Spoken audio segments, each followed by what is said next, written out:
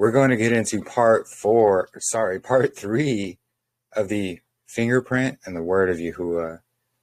This is going to be the Cymatics of Tartaria. And parts 1 and 2 we've gone deep into what cymatics are, what sonoluminescence is, the shape of our realm, all these different things. And all of this leads to, well, the calendar itself, the fingerprint, the very nature of Yahuah himself. So all of this is very important. I did want to cover some scriptures before we do go over, well, the video I have put together to present all of this. Let me make sure I got everything up here to share. So let's see. There we go. So actually, before we begin, let me say a palau for us, say a prayer, get everything started. And very excited to go over this. Very important information. Not a whole lot of people talk about this. And part 3 is going to transition us into part 4, which I already have been working on. And part 4 is going to be what mountains really are. And there's some really exciting information that I can't wait to share with you all, but I have to. Don't want to give anything away yet. But Shabbat, Shalom, Mishpacha. It's good to see you all here. I pray you have all had a Baruch week. I know it's been pretty busy, overwhelming, and things like that for myself and for others as well. And, you know, the enemy is really attacking all of us very hard lately. He's putting us through the ringer is what it is. And it's because we do choose to follow Yahuah. We want to align with Yahuah. That's actually how we know we're on that correct path. You know, these trials, tribulations, and things like that, they build our character. They refine us like gold in the fire. And that's what it's about.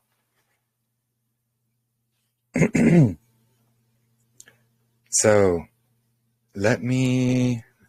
good to see you all here, by the way. We got so many Mishpacha joining, and love it.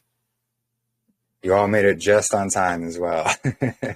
So, let me go ahead. I will begin with a palau, and we'll jump right into it.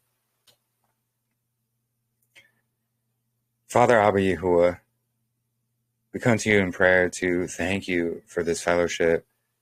Thank you for all the Mishpacha. It's been such a barakov. It's great having those of us who are like-minded, that we can fellowship together, share our ideas, and study your word more deeply and thoroughly. Please be there, watch over our fellowship as we do dive deeper into everything you have put on us to share. Put a hedge of protection around us. Keep the enemy from his fiery darts and his arrows. We need your shield. We need that hedge of protection. I also wanted to pray for all of us who are struggling through different trials, tribulations, sicknesses, stresses, burdens, losses. We truly all need your strength, Father. None of us can do this without you. Please just help to continue to strengthen us so we can be able to endure to the end and stay on that narrow path.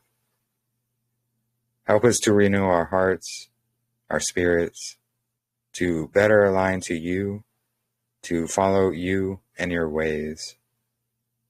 I pray all these things in the name of Yahusha HaMashiach. Let it be so. So, yeah, the warfare and the trials. I know many of us are going through it in our fellowship here personally. I know several of us are. And this is really why we all need each other. We're so all like-minded here. And that's what alignment with Yahuah is really about surrounding ourselves with like-minded people who are of Yahuah. And it's just so much better that way. We are to carry one another's burdens, and none of us can do it alone. None of us can be lone rangers. And really, this whole fellowship is a testament to that. 2 years ago, I would have never known about any of these things we've gotten into here if it wasn't for all of you, all of your input, your ideas, all of these things, all of your help, your prayers. And it's just such a barakoth, truly. I love each and every one of you so very much.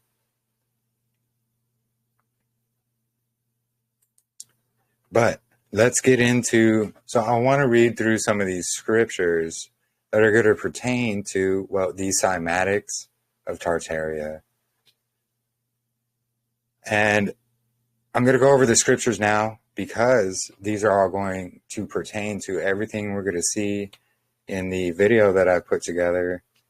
And then afterwards, these are all going to connect with everything else I'm going to present afterwards. As you can see, I have, well, you probably can't see at the moment, but I have quite a few tabs open because there's quite a few things I need to share and want to share at the end. And it has to do with these buildings. They call them cathedrals and things like that. These church buildings. In part two, well, really part 1 and 2, both, I've gone over how the windows, the doors, the chambers, things like that, they're all a cymatic pattern. And that's, well, the frequency of our voices, or any frequency really, that will make a pattern or a shape. We're definitely going to dig much deeper into that, and that's because I believe a lot of these buildings, especially the churches, the cathedrals, and things like that we know them as today, were actually spoken into existence by Yahusha himself when he came down, when the millennial reign started. These buildings are the remnants of his word, speaking them into existence. I believe they were also used for healing sites, to heal the people with the singing, because singing to Yahuah is very important.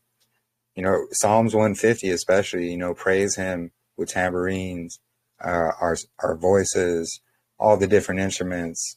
We see the angels, they sing to Yahuah day and night without ceasing.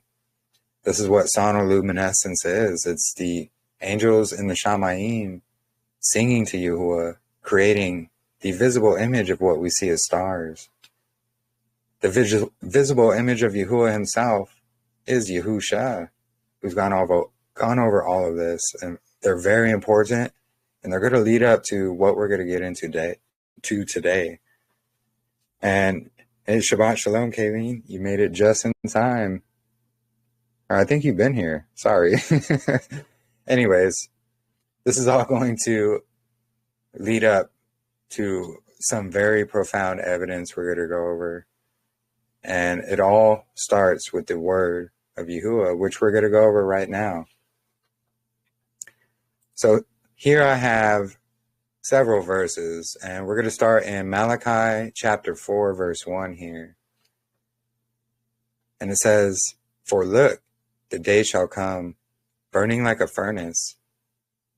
All the proud and every wrongdoer shall be stubble. And that day shall come," the day that shall come, shall burn them up, says Yahuah of hosts, which leaves them to neither root or branch. So here we see more about the furnace being stubble, the chaff that gets burned away. The day is coming to burn them up. This is all going to lead into how a lot of these buildings got melted and things like that. And it's going to lead into why we see rocks and different formations out in the middle of nowhere, where you see bricks that will gradually turn into rocks. We're going to go over a lot of that. But this also shows us that we should be seeking the kingdom first. Be kingdom-minded. What does that involve? And I really wanted to cover this real quick as well, because this is all going to connect to it as well. So seeking the kingdom, it's doing his laws, his statutes, his commands to the best of our ability. We don't do them because we are perfect, because none of us are perfect. We all make mistakes. We are made perfect by the fact that we want to seek to do those things, and he will blot out our sins. Excuse me. So, of course, none of us are perfect, but this also includes, not conforming, not being a part of the world, things like that. Surrounding ourselves with like-minded individuals, fellowshipping together. Don't seek out friendship, anything like that of the world, because who we surround ourselves with is going to affect us. Why? Because these frequencies get put off. People of the world have a different frequency because they're not after Yahuah. Now, I know it is unavoidable in many cases because of our families, things like that. So I'm not saying to, stay away from your family because they don't believe in things like that, but taking advice from them, taking advice for really anything from those of the world, it's going to be bad advice. We have to seek out people of Yahuah, get advice from them. That's really what it's about. Not chasing whatever it is of the world. We can't be doing that as sons and daughters of Yahuah. We have to align ourselves with him and his people. And I just wanted to cover that real quick because this is all going to lead into alignment with Yahuah. And then next we have Psalms 50, verse 3. Our Elohim approaches and will not be silent. Consuming fire precedes him, and a tempest, whirlwind, rages around him. So we've gone over the whirlwind, the fire in the whirlwind, things like that. This is going to have to do with everything we're going to cover here next in this whole presentation. The whirlwind, the toroidal vortex in the midst of the earth, where the fire comes out and consumes everything, where the fire comes out when the millennial reign, the kingdom came down. If you don't agree with the little season, that's fine. When the kingdom comes down. So there is a fire that is going to happen. So Psalms 21:9, excuse me. You will place them in a fiery furnace at the time of your appearing. In his wrath, Yahuah will engulf them, and the fire will consume them. Again, we see more consuming fire. We even see, if on Judgment Day, we do not make it to the new kingdom, we're going to get tossed in the lake of fire. So we're going to go over what fire is as well. Fire NATO. Let's see. I believe Abba Yahuah has led me here. I do remember you from various fellowships, and you invited me here before. I listen mostly on YouTube, a few Zooms. But Yahuah amazing how I am back here. Yada Yahuah for bringing me back. All praise to the Most High, Johanna. And really quick, 2 years ago, I never wanted to be any kind of leader or anything. And I know I mentioned this earlier in the chat, but Yahuah put it on me to put this fellowship together. And I had no idea that it would form into this, and such a Barakoth, truly it is, all of us coming together, and, you know, slowly we're growing, we're coming together, and it is such a Barakoth. I'm glad that you're here. I'm glad you're all here, truly. We truly all need each other, and it's truly a Barakoth with all of you here. But that being said, I never wanted to be any kind of leader or anything. Yahuah put it on me to start this fellowship, and it's really caused me to self-reflect, to step up as a leader, as a man who follows Yahuah. And it's not the easiest thing, not at all. There's a lot of things that happen in the background, behind the scenes, that not many people see or know that's going on. And you know what? It just helps me to then be able to help others. And if these same situations arise, I'm able to address them and handle them better as well. So, like I said, struggles, they build character, they're a refinement. They either cause us to self-reflect and do better, or they cause us to fall back, stumble back into the world, things like that.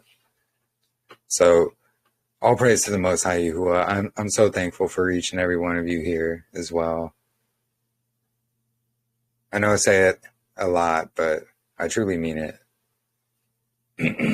Excuse me. Thank you, Heidi. I appreciate you all as well. It's not an easy job. It's really not. Not something I wanted, but Yahuah put it on me. And I think really that's what makes the best type of leaders, is those who aren't seeking to lead, but it gets given to them. And Yahuah does that giving. But I appreciate you all, and thank you all, truly. Y'all are making me feel good on the inside. Anyways, where were we? Psalm 21:9. You will place them in a fiery furnace at the time of your appearing. In his wrath, Yahuah will engulf them, and the fire will consume them. So here we see more about that consuming fire, this furnace, a fiery furnace. What happens in a fiery furnace? You get a vortex that comes up. So more about this whirlwind in the center of the earth, the toroidal vortex, and the fire that comes out of it. That fire is Yahuah himself. Next, we have Isaiah 47:14. Surely they are like stubble. The fire will burn them up. They cannot deliver themselves from the power of the flame. There will be no coals to warm them, or fire to sit beside. So, just more about this consuming fire. Ezekiel 22:31. So I have poured out my indignation upon them and consumed them with the fire of my fury. I have brought their ways down upon their own heads, declares Yahuah. Again, we see the fire of Yahuah's fury. Why? Because, well, it's about alignment with Yahuah. He allows us to fall into these deceptions and our own ways. Again, it's always a matter of the heart. Do we have a heart to chase our own heart, chase things of the world? Or do we have a heart for Yahuah and seek his heart, seek his ways? Seeking is a lot deeper than chasing. So that's why I say it exactly like that. Because seeking Yahuah, number one, very important. And this whole series just goes into really proving Yahuah, proving his existence, and showing that his artist's signature is on everything in creation. So 2 Thessalonians 1, 7 and 8. And to grant relief to you who are oppressed, and to us as well. This will take place when the Messiah Yahusha is revealed from the heaven with his mighty angels in blazing fire, inflicting vengeance on those who do not know Elohim and do not obey the good news of our Messiah Yahusha. So what's the good news of our Messiah? He's the visible image of Yahuah in the flesh, come to go through the trials, tribulations, oppressions, sufferings that we all go through, and overcome them. That way he can judge us perfectly and righteously, experiencing and going through the same and more that we all as humans collectively can and will go through. Remember, the oppressions, the trials, all these things shows we're on that correct path. It doesn't make it any easier to go through them, but it does show we're on that correct path. And if we focus on Yahuah, we trust in Yahuah, it's all going to turn out just as he planned. Isaiah 66, 15 and 16. For behold, Yahuah will come with fire. His chariots are like a whirlwind, the whirlwind to execute his anger with fury, and his rebuke with flames of fire. For by fire and by his sword, Yahuah will execute judgment on all flesh, and many will be slain by him. So again, we see Yahuah coming with fire, the whirlwind, like a whirlwind, the vortex, toroidal vortex, the importance of the north, which I think is going to be part 5. We just see his anger, his fury, rebuking with flames. The common denominator here is the whirlwind of fire that we're seeing. Though he slay me, I trust in him. Absolutely, Sumi. Yes. That's a good verse. Very important.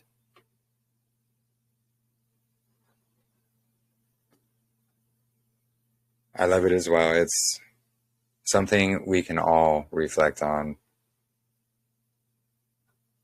So next we have, 1 Corinthians 3:13. His workmanship will be evident, because the day will bring it to light. It will be revealed with fire, and the fire will prove the quality of each man's work. So look at this. We have, Paul talking about works, because our works are absolutely a part of salvation. We don't do them to earn our salvation. That's Judaism. That's the usurpers. That's where all of that came from. We do them because we love Yahuah. Just like the works of, following a speed limit, for example. When we follow the speed limit, we do the work required to keep that speed limit. Same thing in a marriage. Which is why it's so important to be equally yoked in a marriage. Each person has to work to fulfill their marriage vows. When you fulfill them, are they abolished and done away with? No. You keep working at it in fulfillment, getting better, doing better, all these things. We are judged by our works. This is all throughout Revelation. So it takes more than just faith. It takes works as well.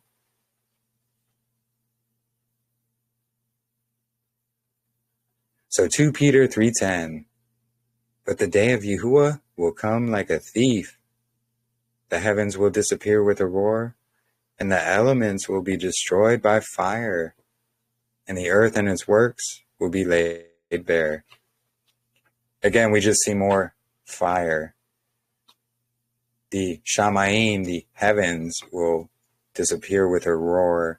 the earth and heaven itself will both be remade as a chad. This is the new kingdom, renewed kingdom.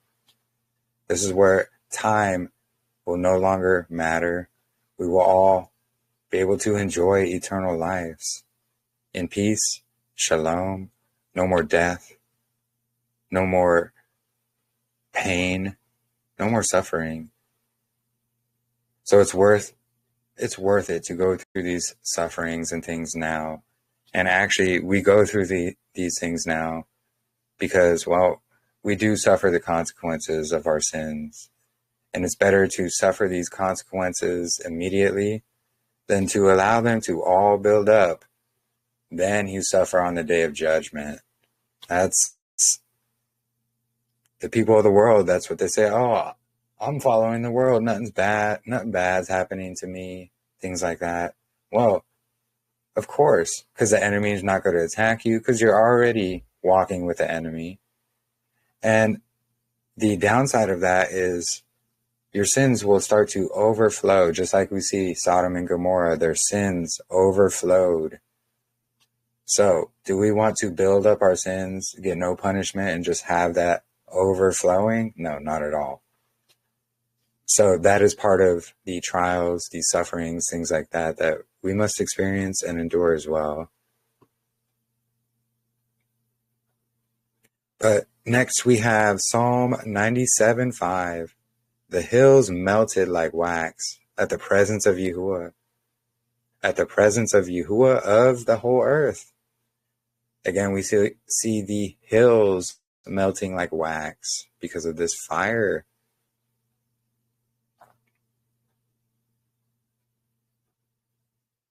Yeah, exactly.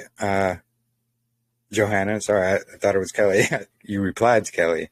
So yes, when we followed the world, we thought we were okay as well. Yeah, we did. I did.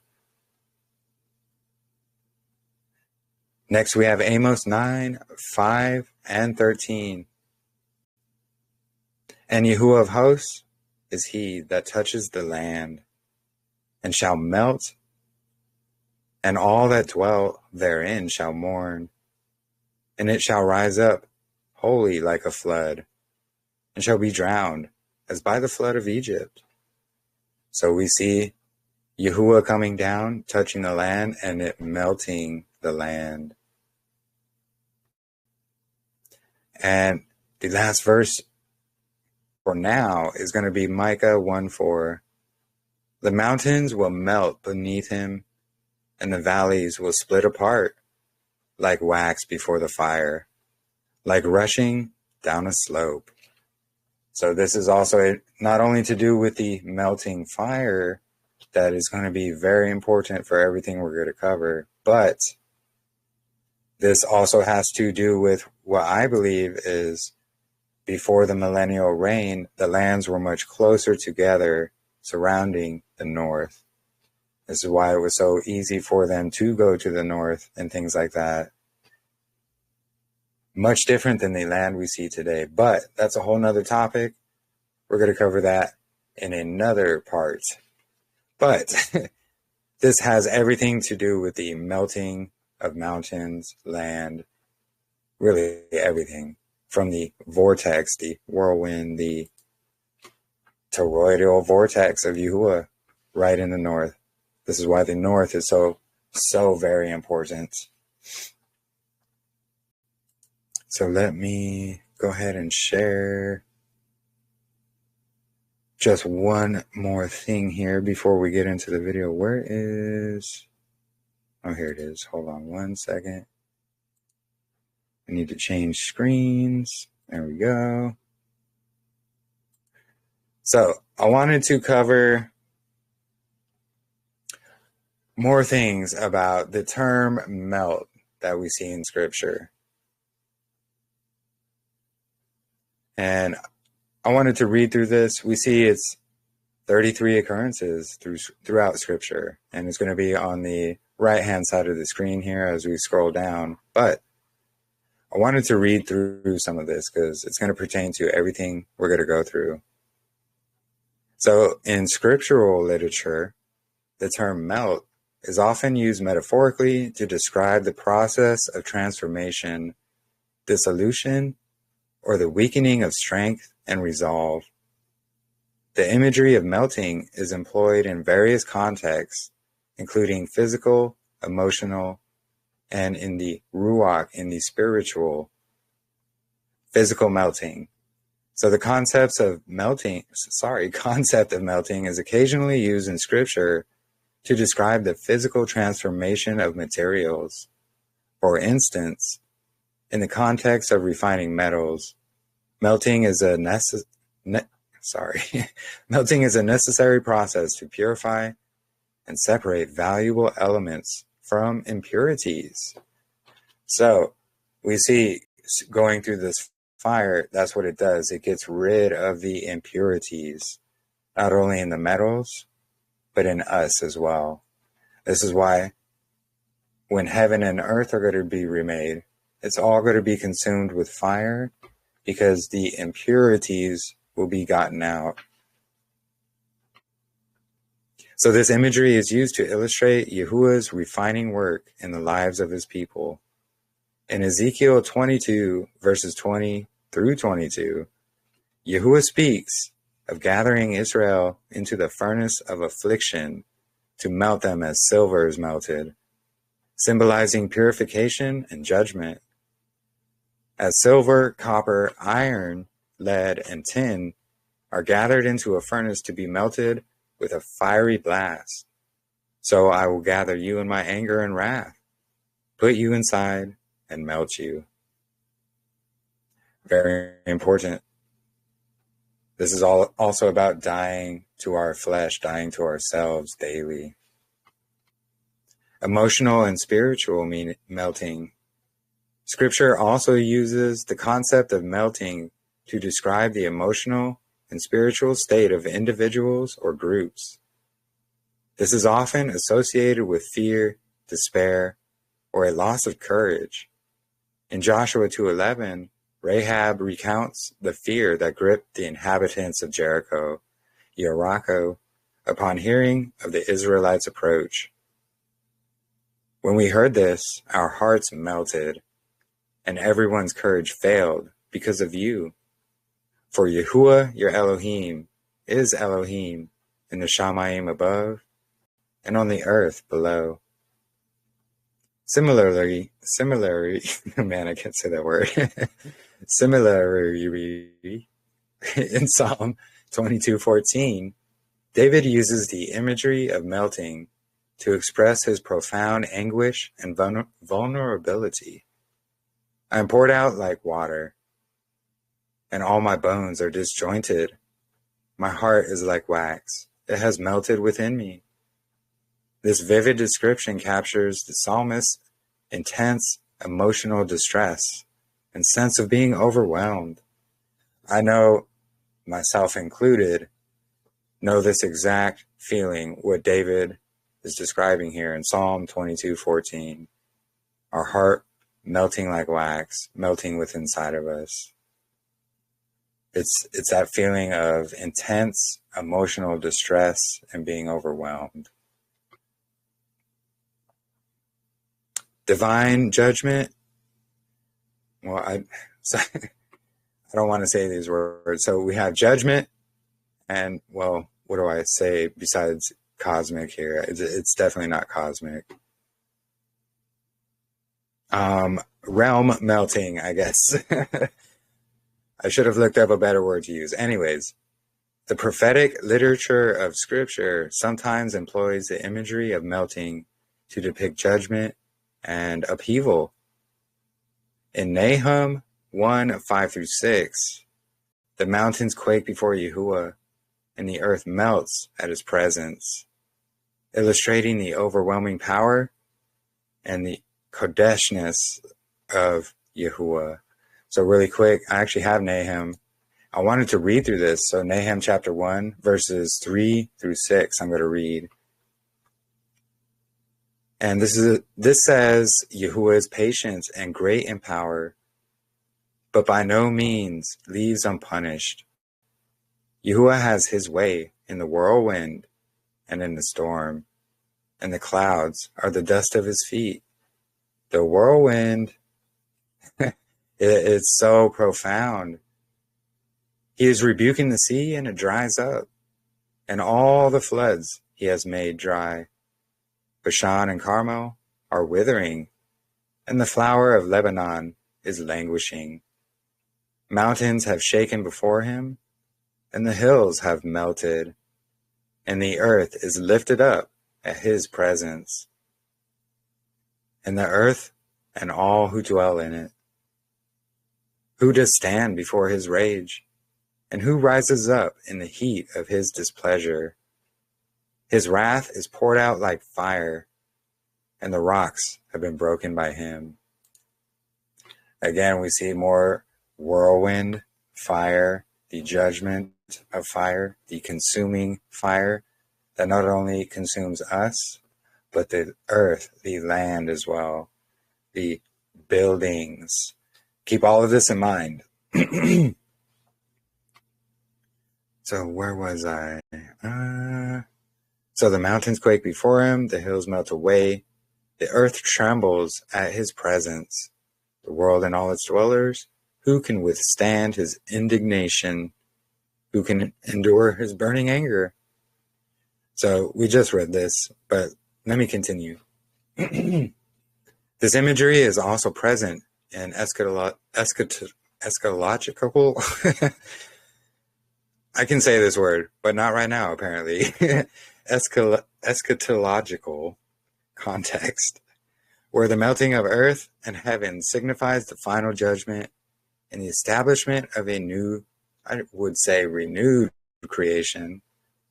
So in 2 Peter 3:10 through 12, the Apostle Peter describes the day of Yahuah, when the heavens will disappear with a roar, the elements will be destroyed by fire, and the earth and its works will be laid bare. So the metaphor of melting in Scripture serves as a powerful symbol of transformation, purification, and the overwhelming presence of Yahuah. It underscores the transient nature of human strength and the ultimate sovereignty of Yahuah over creation. Believers are reminded of the refining process that Yahuah may use to purify their faith and character, as well as the assurance of his presence in times of fear and distress. And then, actually, let me share. So this is from Bible Hub. I will share this link in the chat here. Give me just a moment.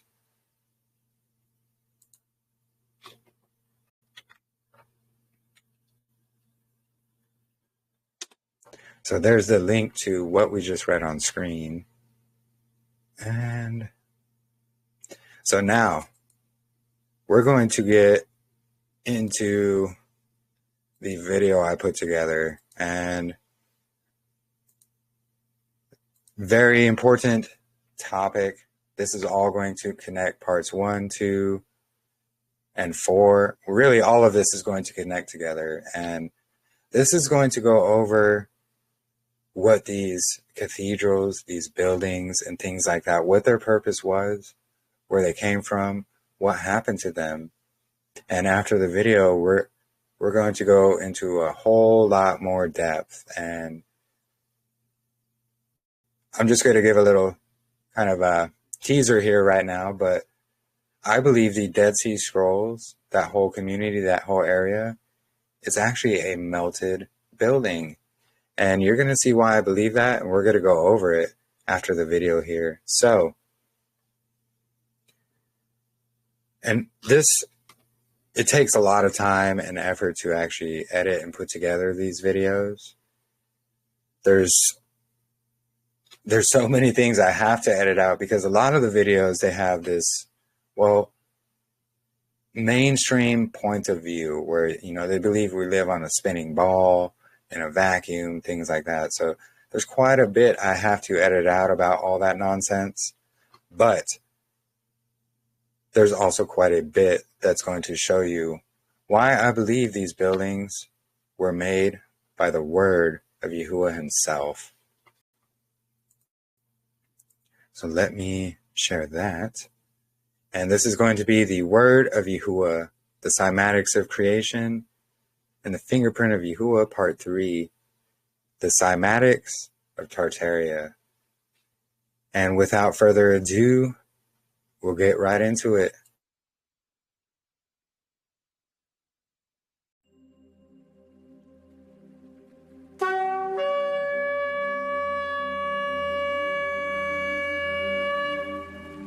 Hello and welcome to Hidden History. In this episode we will discuss the cathedrals, the churches and chapels of the Old World Empire. Cathedrals, churches and chapels were once used for other purposes because each of the cathedrals, churches and chapels absorbed the boundless telluric electricity from the ether through domes, needles, spirals and steeples. In the initial days of cathedrals, churches and chapels, they were used as healing temples where the congregation in Great Tartaria and the Old World Empire would enjoy using songs, chanting, musical instruments and entertainment. Additionally, the cathedrals, churches and chapels were used to biologically and medically restore and optimize health. In most of the cathedrals, churches and chapels there are metal bells that emit ultrasound frequencies of at least 25,000 Hertz. When the congregation, parishioners or laity are exposed to such kinds of sound or frequencies, it then increases the biological resilience of humans by enhancing and optimizing the immune system. The spiral pathway of the sound wave then destroys most sickness by harmonizing the cells of human beings. The sound of the metal bells in the cathedrals, churches and chapels activates the microleptons, which are the ultralight particles. These remove the isotopes harmful to biological health, creating harmony in the genetics and cells of the body. It was very well known that during times of mass sickness and disease, the bells of cathedrals, churches and chapels would ring all day long. Every part of the ecclesiastical architecture that defines the features of cathedrals, churches and chapels was used to enhance these frequencies of the congregations in these buildings of the Old World Empire. When it comes to each of the architraves on the entrances to cathedrals and the spires, these features were designed to absorb the telluric electricity from the ether. The geometry design on the floors of these healing temples were interconnected and somehow increased the amount of ether energy which resonated into the cathedrals, churches and chapels by evenly distributing the resonant telluric electricity, much of which became stored in the capacitors in the healing temples. So this is why such cathedrals, churches and chapels have angled features and geometric patterns that were designed in a way to fully optimize genetic health with pulsating somatic patterns that were formed because of the ecclesiastical architecture that defines the cathedrals, churches and chapels. The most earliest evidence of a cathedral is listed in the book called Description of England that was published in 1587 and written by the English clergyman and historian William Rupert Harrison. From what has been conveyed, the etymology of cathedral is said to come from the Greek language word cathedra, meaning chair, seat or bench. However, the word cathedra can also mean exalted seat occupied by men of eminent rank or influence. The Greek word was used in translation of the Old Testament and New Testament from the Bible. When it comes to its usage in classical Latin, the word cathedra began to mean a teacher or professor's chair. The word in Latin came to be used in the phrase ecclesia cathedralis, meaning church of a bishop's seat. The unique labyrinths of the classical Greeks, the geometric patterns and the stonework floors of cathedrals, churches and chapels produce an electrical magnetic radiation tuned into 7.83 Hz, which is the resonating vibration of Earth, which is also the frequency of the human brain. These various cathedrals, churches and chapels were designed to be massive Schumann resonators and used the frequencies 7.83 Hz, 14.3 Hz, 20.8 Hz, 27.3 Hz, and 33.8 Hz. Such frequencies connect with the ionosphere of Earth.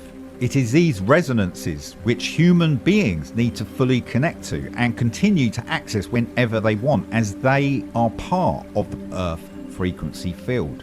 In 1787, the famous German physicist called Ernst Florenz Friedrich Chladni wrote the discoveries on the theory of sound and described how sound can be made visible by putting sand particles in his pipe organ. When sound waves are emitted through water, the sound waves can be recorded and each becomes a somatic pattern in the physical world.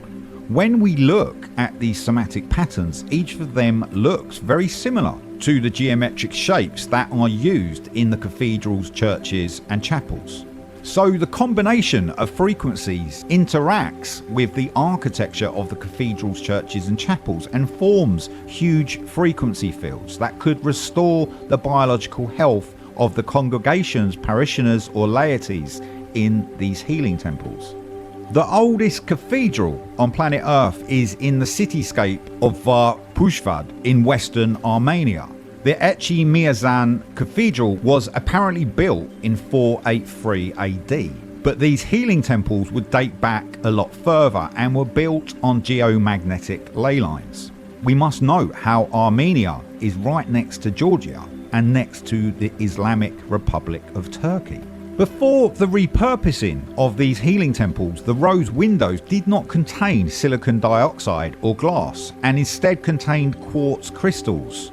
So when the photons came through the window, they emitted certain wavelengths of restorative luminescence, and when combined with the choral singing and chanting, the congregations, parishioners or laity of the Old World Empire were medically restored and cured of any sickness.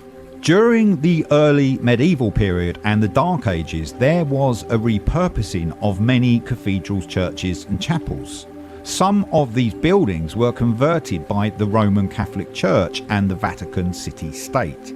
However, certain other kinds of cathedrals, churches and chapels were constructed by the Roman Catholic Church across mainland Europe.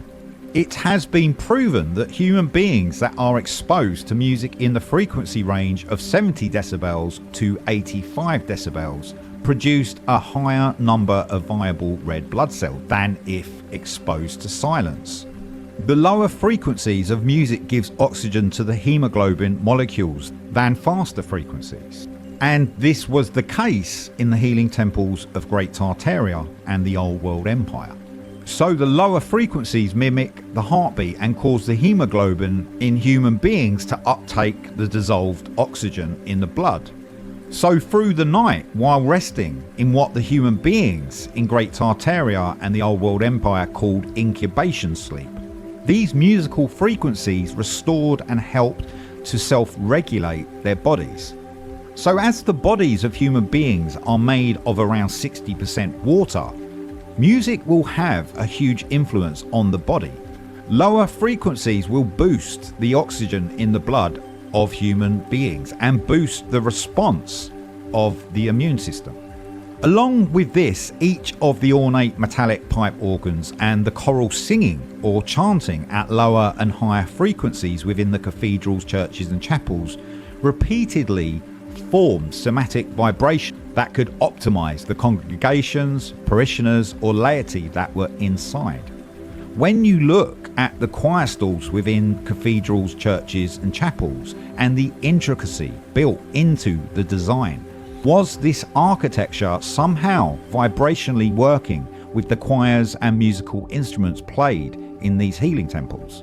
The earliest indications of the metallic pipe organ goes back to 350 BC, which was the hydrolis or water organ or hydrolis. That was a Greek water-powered organ or hydraulic organ played by the use of compressed valves. The resourceful classical Greeks also called it organon or instrument.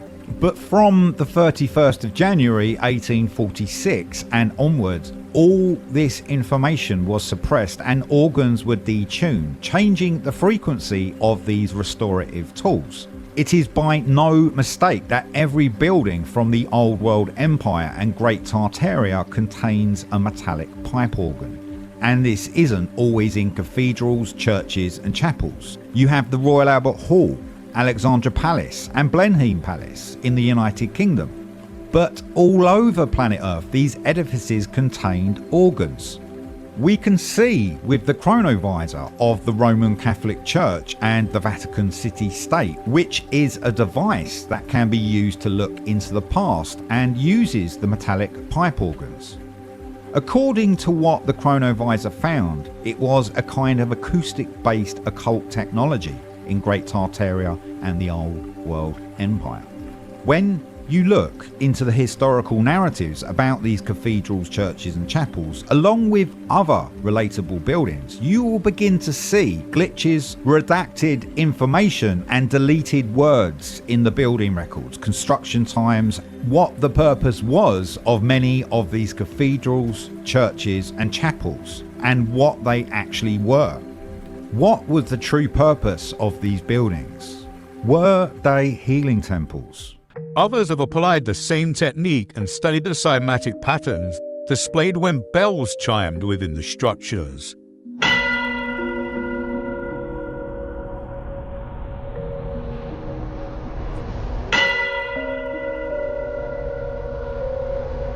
Look at the patterns. Magnetrons. This is why so many magnificent rose windows resemble cymatic patterns so closely. This is why they look like the petrified pulsations of a star. The entire ceilings of many cathedrals also mirror this sacred cymatic geometry. This is why so many of the structures contain huge bells and chiming clocks. The tunneling bells would emit powerful vibrations and frequencies and influence an entire area's water supply. The sound would influence the molecular structure of the water, which was then used for a variety of purposes. And that's not all. Many of these structures also housed another wonder of the world, the king of sound, the organ. Have you ever stopped to look at some of the great organs before? These were not constructed by ordinary people in the 19th, 18th, 17th and 16th centuries. Like the structures they reside in, they are a marvel of elegance and majesty. The most powerful sound instrument in the world. The specific organ sound waves of low and high frequencies would no doubt have enabled those of the old world to manipulate the ethereal energy in ways they saw fit.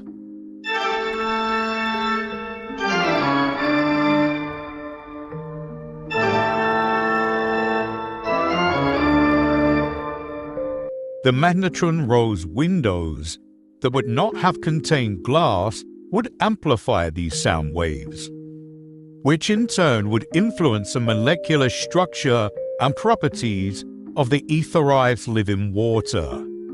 Organs would have had multiple uses, perhaps providing entire towns with specific resonant frequencies for good health and prosperity.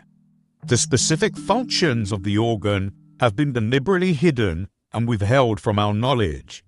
That everything in existence is a form of vibration, a resonance, a specific and tightly knit set of variations that make us who we are. Bell metal, or bronze bell, is a metal alloy that has been used for at least 3,000 years and is known for its unique resonance and attractive, disarming sound, seemingly indicating the routine dismantling of history, which we have often come across. We have a progression of bell metal history which doesn't really add up. It doesn't account for the discovery and enchantment made on this metal thousands of years ago, nor do we have even a defined understanding of how and why church bells developed in the way that they did. First, we are told bell metal, which is essentially the same recipe more or less throughout the world and throughout the last 3,000 years. We're told bell metal is made up of a roughly 4-to-1 ratio of copper to tin, or roughly 78% copper to 22% tin. We're told, miraculously, that bell metal was developed or founded independently by multiple kingdoms throughout history, with the exact place of origin being difficult to determine. The current narrative makes note that the finest and possibly the earliest Christian bells were founded in Russia, which at the time may have also been known as Tartary or Grand Tartaria. We're told these Russians, the Tartarians, often added silver and gold to their bell metals, which was noted as slightly altering the frequency or extending the range of the bell. In Buddhism, a unique 5-metal recipe was formed thousands of years ago, which represented the 5 Buddhas, also called the 5 Wisdoms. These masterclass bells included copper, the discriminating wisdom, tin, the accomplishing wisdom, zinc, the mirror wisdom, iron, the wisdom of equality, and lead, representing absolute reality. Older Vedic texts make mention of a 7-metal bell recipe, which was warned to be highly potent. That also included gold and silver, in addition to the other 5 metals mentioned previously. The holy 7-metal alloy of ancient Buddhism was also used to create other masterful instruments. If you've read any theories on Tartaria or Tartary, and if you've tuned into any number of my other videos on the subject matter, you might recognize that the traditional location for the first men, meaning the first enlightened individuals according to theories to proceed forth from their dwellings and form an understanding of math, language, agriculture, and architecture, which was then spread throughout the world, the basis for the society that we live in today, came from the regions of northern India and Russia in this theory, a location that was often labeled on ancient maps as Tartary or Grand Tartaria. Now, we have a current narrative understanding that bell metal and bell making derived directly from these exact same landscapes, the former Tartaria. That brief yet important tidbit in this narrative becomes a point of contention as we continue through this narrative. Did the Crusades from 1095 through 1291 actually aim to disband, destroy, and disenfranchise the bells of the Old World, the bells of Tartaria? We're told the Spanish and the Portuguese, when invading Java and the surrounding Thailand and Myanmar, discovered the usage of 7 and 5 metal by the local kingdoms and tribes. We're told those in Thailand and the surrounding regions also used bell metal to create ornate figurines, sculptures, and household goods for the wealthy and the elite. Bell metal was said to be coveted in those lands, as it could subdue even the most evil of spirits. Remarkably, to the Spanish and the Portuguese, however, was the fact that bell metal was not only being used for these bells and other goods, but was actually being used to construct large cannons and even hand cannons, known as lantaca. Essentially, when the Spanish and the Portuguese arrived, the people already had a vast understanding of metallurgy, and the people of Java had cannons made of bell metal, which is the first documented occurrence of this in history. Furthermore, we're told the bronze cannons and the bronze bells of Java were far superior to those of Europe, and when presented with European arms, the people of Java laughed and declined, as their bell metal was far more advanced than European metals. Could this history truly be a hiding of the Tartarian bell metal? Yes, we are told that bell metal was superior in Java. However, we're also told when one of the largest cities in Indonesia was captured by the Spanish, over 3,000 massive bell metal cannons were found lining the city, except every single cannon was tied, pointed vertically to a pole, and placed outside every major building in the city as a decoration rather than a weapon. The Spanish were bewildered by this. Additionally, when we dive into the history of church bells and the bells of Christianity, we find that up until roughly the year 600, bells were not common in Europe and almost never seen. Up until that point, church gatherings were designated by the blowing of a trumpet horn. In Greece, the horn was replaced by the ringing of a large metal plate. In 604 AD, Pope Sabinian officially sanctioned the usage of bells. These initial Christian bells were rudimentary and rather small in size, often unable to produce the amazing bell frequencies we are familiar with today. It wasn't until roughly the late 600s and the early 700s that bell making was first perfected in Europe.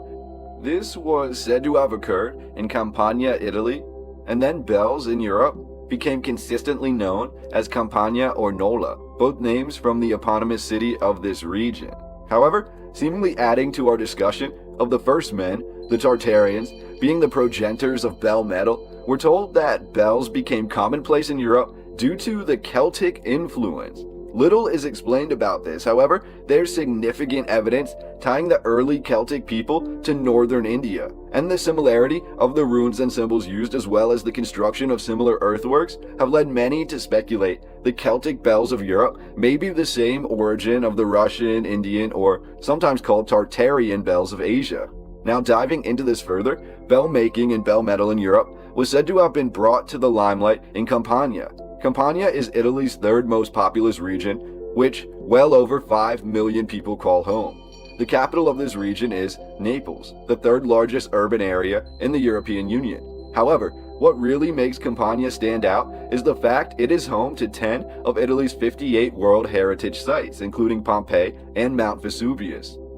The original inhabitants of Campania were said to be the Etruscans, which again were often tied to the origin of mankind itself, and this seems to go hand in hand with the sea peoples and other concepts in other further foreign lands. We're looking at the first men in Tartary, but can we relate this to the bells of the old world? By the year 800, the bells of Campania were situated all throughout Europe, and bells were adopted by most places of worship, which leads me very nicely into the Oxford electric bell, an experimental electric bell that has been ringing continuously since being founded in 1840. However, let's focus on the word founded here. The bell's Wikipedia page lacks any information on who created this bell, why, or how it was done. Essentially, two brass bells are positioned underneath two dry piles or batteries, which are connected in a series, giving the bells opposite electric charges. Due to this, the clapper rings the bells alternately due to electrostatic forces. When the clapper touches one bell, it is charged by that pile and then repelled away, as the clapper would then have the same charge. The clapper is then attracted to the opposite pile, where a similar process occurs, so on and so forth, so that the clapper continues to ring the bells, leading to oscillation.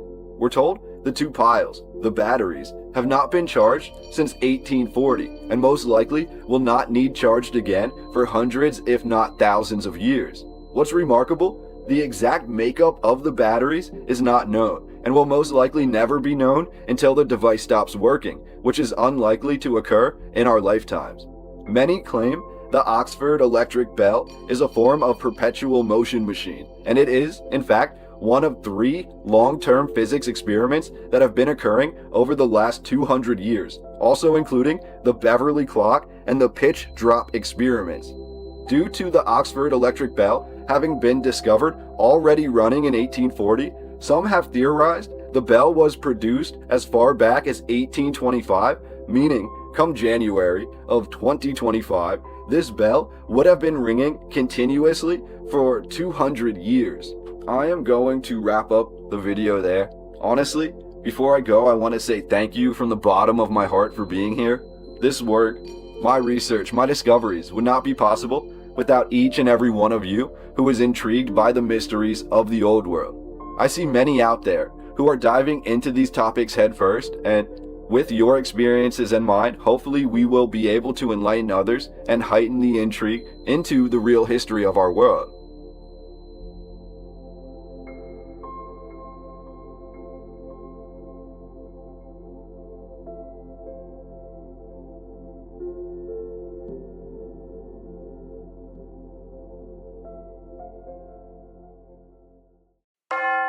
When I first began researching the mass removal of bells during World War I assumed the explanation would be straightforward. War requires metal, bells are bronze, governments confiscated them. That's the story repeated in textbooks. But the deeper I went into the records, the faster that explanation began to collapse. Because what disappeared in 1914 wasn't just metal, it was infrastructure.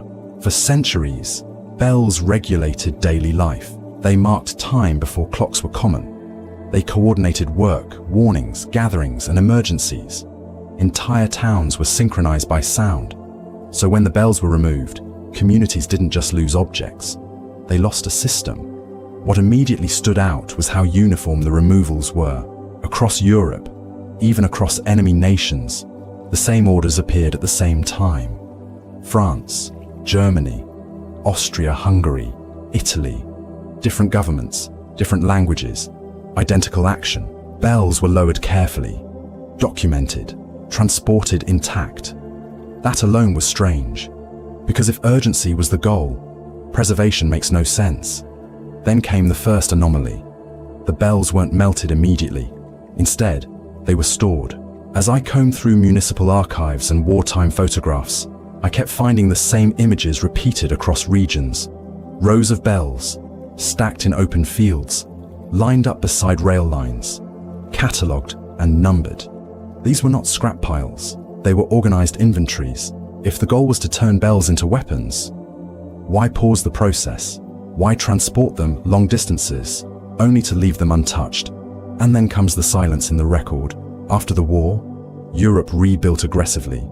Churches were restored, monuments reconstructed, civic symbols returned, but the bells did not. There are no comprehensive replacement programs, no public audits, no explanations for why entire regions remain silent. The documentation simply ends, and that absence became impossible to ignore. Because governments track metal, they track wartime resources, they track losses. Yet in this case, the story stops halfway through. Bells are removed, bells are stored, and then nothing.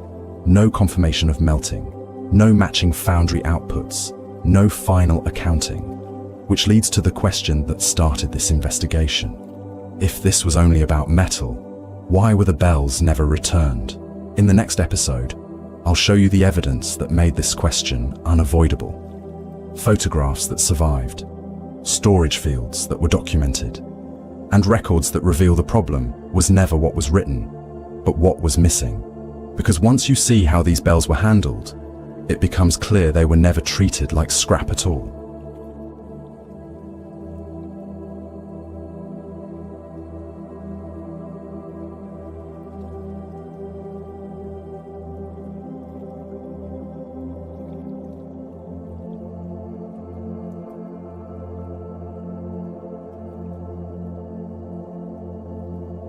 When I moved beyond official explanations and into physical evidence, the story shifted again. Because written records can be incomplete, photographs are harder to dismiss.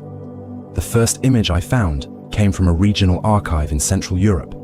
It showed an open field, flat land, rail lines nearby, and stretching across the frame were bells.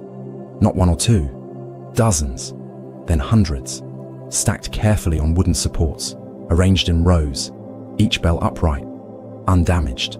This wasn't chaos, it was storage. As I kept searching, the same scenes appeared again and again. Different countries, different years, same layout, bell fields.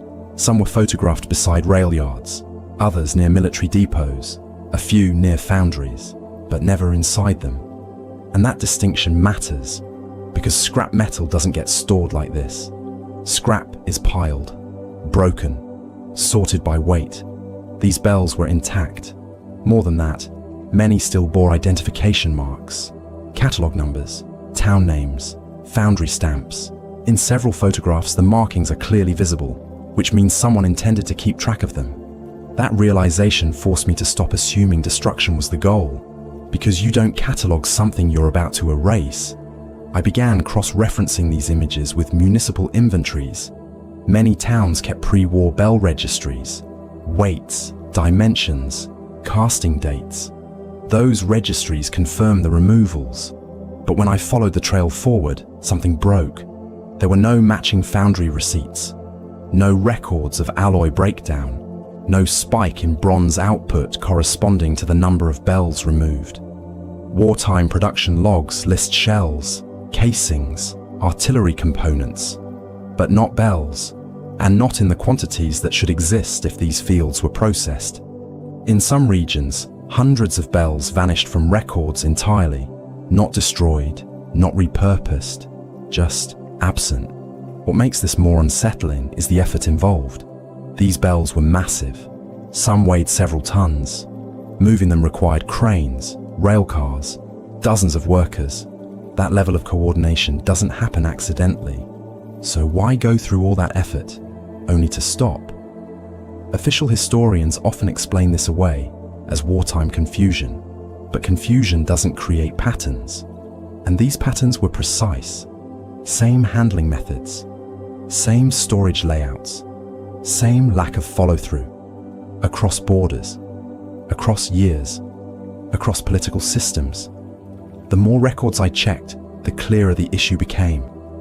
The problem wasn't that the bells were taken. The problem was that their story ends too early. Because destruction leaves evidence, and silence at this scale does not happen by accident. In the next episode, I'll examine what made these bells different in the first place. Not as religious objects, not as symbols, but as instruments. Because once you understand how these bells were designed to function, the reason they were stored, not destroyed, begins to make disturbing sense.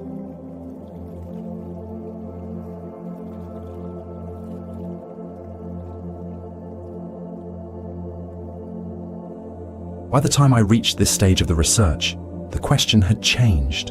It was no longer why the bells were taken. It was why these bells mattered enough to be removed carefully. Because once you examine the bells themselves, not as religious symbols, but as engineered objects, another layer appears. Bells are not simple. They are precision instruments. Every large bell is tuned, not just to a single note, but to a complex harmonic profile, a fundamental tone, overtones, subharmonics. And in the 18th and 19th centuries, bell casting was treated as applied science. Foundry records describe exact ratios, wall thickness variations measured in millimeters, profiles adjusted to control vibration decay. This wasn't folklore, it was engineering. What struck me most was consistency. Across Europe, bells from entirely different regions share similar proportions, similar tonal ranges, similar mass to diameter ratios. That doesn't happen by accident. It suggests a shared design logic. Then I began looking at placement. Bells were not positioned randomly in towns. They were elevated, centered, aligned with open space. Bell towers were often the highest non-defensive structures in a settlement, placed to maximize range, placed to overlap with neighboring towers. When mapped, many of these towers form repeating distance patterns, not perfect grids, but rhythmic spacing, as if coverage mattered. Historical accounts describe bells rung at specific times, not just for worship, but for daily regulation, work cycles, market openings, warnings, weather changes, even illness. In several regions, records mention bells rung during outbreaks, during storms, during periods described as bad air. That phrase appears again and again. Bad air. Before germ theory, people understood environment through sensation, smell, sound, pressure, and bells were believed to influence that environment. Today, that idea is dismissed as superstition, but modern science complicates that dismissal. Sound is mechanical energy. Vibration propagates through air, stone, water, and the human body. Low-frequency resonance can travel kilometers. It can influence materials. It can affect biological systems. That's not speculation, that's physics. Large bronze bells produce powerful, sustained vibrations, especially when rung repeatedly, especially when tuned in relation to one another. Which brings us back to the removals, because the bells targeted in 1914 were not random. Large bells, old bells, deep-toned bells. Smaller bells were often left behind. Decorative bells remained. Ceremonial bells survived, but the largest, most resonant instruments were prioritized. That detail changes everything. If this were about metal alone, weight would matter, but so would speed. Melting on site would be efficient. Instead, these bells were transported intact, stored, catalogued, almost as if someone didn't want them damaged, almost as if their art form mattered as much as their material. And once you consider bells as infrastructure, as part of a larger acoustic system, the logic shifts. Removing them would do more than silence churches. It would dismantle a network that regulated time, coordinated communities, possibly interacted with environment in ways no longer understood. And once that network was gone, it couldn't be rebuilt easily, because tuning knowledge fades, foundries close, craft becomes ritual instead of science. By the early 20th century, bell making had changed. Bells became symbolic again, not systemic, which raises a disturbing possibility. What if the bells weren't destroyed because they were obsolete, but because they still worked?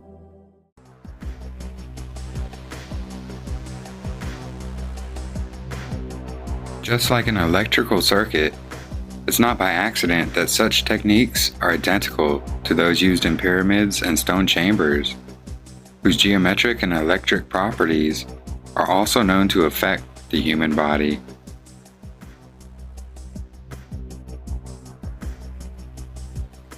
Since the human brain is electromagnetic, any excitation by surrounding vibration can facilitate the mind towards altered states of awareness. Freddie Silva.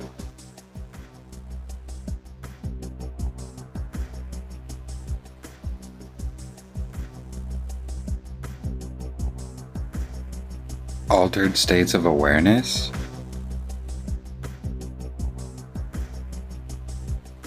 By surrounding vibration?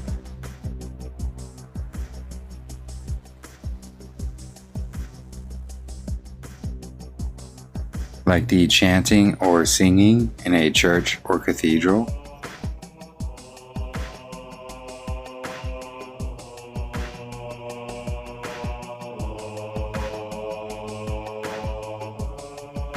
So we've gone over the structures and the shapes found in these cathedrals. They're all cymatic patterns. They also reverberate voices and sound.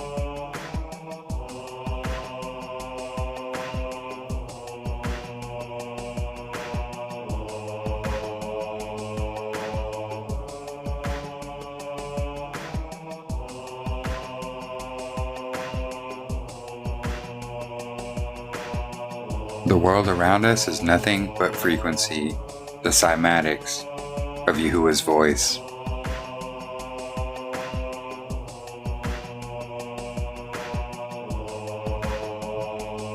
And what was the original meaning of all these beautiful buildings? Are they originally built as churches, cathedrals, or mosques? Or were they built for another reason, which we are slowly starting to rediscover? In his article, The Mysterious Round Towers of Ireland, Low Energy Radio in Nature, Professor Philip Callahan gives further details of his discoveries.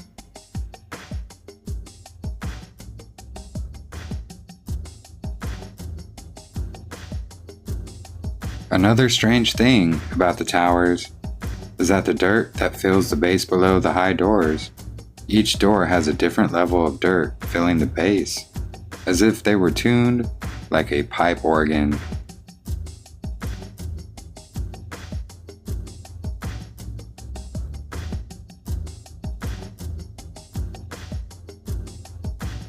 I had long postulated that the towers were powerful amplifiers of radio resonance from the atmosphere generated by lightning flashes around the world.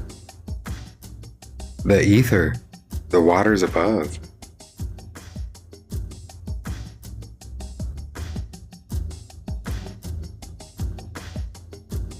The round towers proved to be powerful amplifiers in the alpha brainwave region, 2 to 24 Hz, in the electrical anesthesia region, 1000 to 3000 Hz, and the electric induction heating region, 5000 Hz to 1000 kilohertz.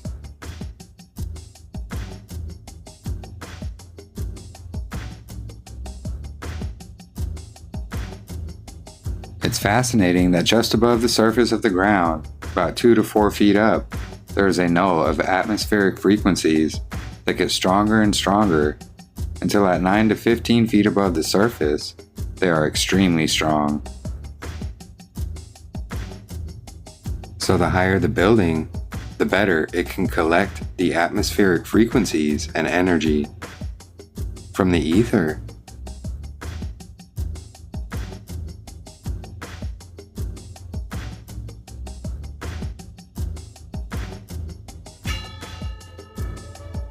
So all the pillars and the spires and the things like that we see on top of these Tartarian buildings, I believe they were there to collect and harvest the natural energy.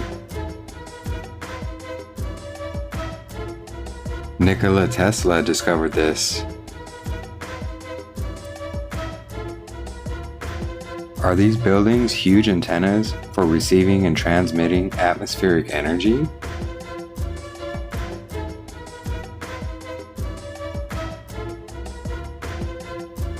I truly believe so.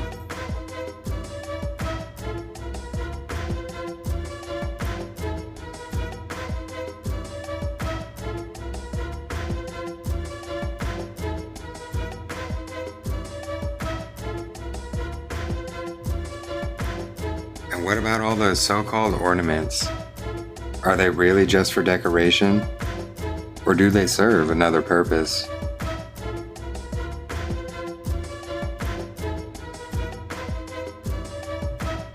I think the answer is pretty clear when you take a close look at them.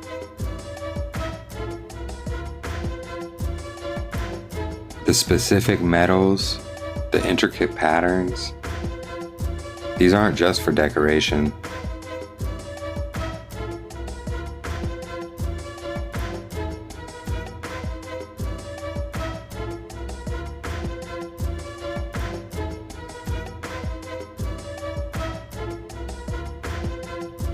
Notice how they look just like our television or radio antennas.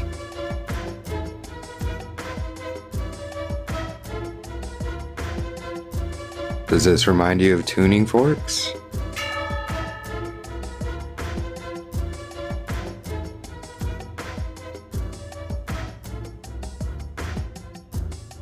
These ornaments are resonators tuned at a specific frequency.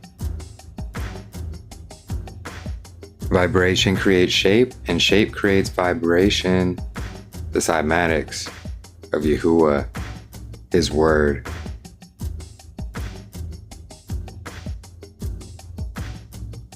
And hence, since our history is a hoax, who were the original architects of these magnificent structures? And how did they get the knowledge to build this? The streets fell silent. Towns, cities were abandoned. Stone buildings left in their beauty, frozen in time, as if waiting for something or someone to return. Deserted streets echoed with the silence of a world that was to be forgotten. They arrived in numbers and set out to dismantle the old world empire. Some buildings were demolished, with others remaining intact, preserved in their elegance, but repurposed for the inversion. The world fairs celebrated their triumph over their dark victory over humanity's consciousness. The fairs socially conditioned the public with a projected world of how our ruling class wanted us to think, feel, and act. So anything that existed outside the socially sanctioned narrative was branded a myth, illusion, a fairy tale. But the true illusion was that reality was the spell cast over humanity. The world fairs showcased new technology, yet many of these innovations already existed in the old world. They had simply been redesigned, rebranded, and reordered to erase any trace of free energy or true human potential. When any inventor who dared to challenge the system were cast out, ridiculed, labeled madmen. Their truths were crushed, reset, buried beneath the controller's engineered destiny. Humans from the old world were displayed as a product and ownership of the state, captivating the eyes of the public and then allowing them to steer the minds of humanity to where they wished. They made us believe we were progressing, while slowly they were imprisoning our consciousness, giving us limitations. They gave us entertainment to distract us, turning us into spectators while they shaped our reality, severing our connection to spirit to cocoon us in the physical world, installing themselves as gods. Their psychosis bred a rise in mental illness. Parents were separated from infants, families fractured and broken. Pharmaceuticals were introduced as a cure, but it was never healing. It was actually reprogramming. We were conditioned to place our faith in the state, not in ourselves. The world fairs became normalized in society, allowing us to accept modern-day slavery, brainwashing us in how we think, feel, and speak. These beautiful stone ornate structures, these healing temples, discharged from the grid and redesigned for the new order. Empty cities all over the planet, waiting to be raptured by the evil. The world fairs usually lasted 6 months, and then most of the buildings were destroyed, demolished, and buried, with a few remaining so their control grid could be maintained. We were programmed so we became used to paying to live, when actually this was a control system that was trapping us into believing that we had no other choice and we had to follow their dark intent. Many couldn't understand how this deception could happen, but it didn't happen overnight. It was generational programming and had happened over many lifetimes. The world fairs continued through the world wars, with nations pretending to be enemies, but they were all part of the same order, just with different masks. But actually, they had all the same agenda. Today, the programming continues, not through the world fairs, but through screens, televisions, and digital devices, which now serve as the altars of indoctrination. Society has become so embedded in this synthetic narrative that many unconsciously support the very system that is enslaving them. I'm going to start this episode and possibly this new series off by just shocking everybody and showing how repetitive the fire narrative is. A key that we have found right here on this channel. A key that, in my opinion, is a nod to the group that set all of these narratives up and put them into place, while attempting to explain how these incredible buildings all over the world that were clearly built before our civilization got here, and attempt to fit them into their fabricated timeline. And I'm gonna make this game even harder for myself and put a rule in place. And if you all enjoy this game where I go to a city and see how many old world buildings that I can find that supposedly went up in flames, let me know in the comments below. I'll make it into one massive playlist. So the one rule I'm going to put in place for this game is that I cannot leave the city that we are discussing. And in this case, it is Edinburgh, Scotland. Every single one of these items of interest that I'm about to show will be within a single city. Are you ready to have your mind blown? Here we go. Fettes College, established in 1870, 154 years ago. Following serious fires, the swimming baths were rebuilt in 1890, and the chemistry laboratory was rebuilt 7 years later. Forth Bridge, opening 134 years ago, where 3 passed away in a fire.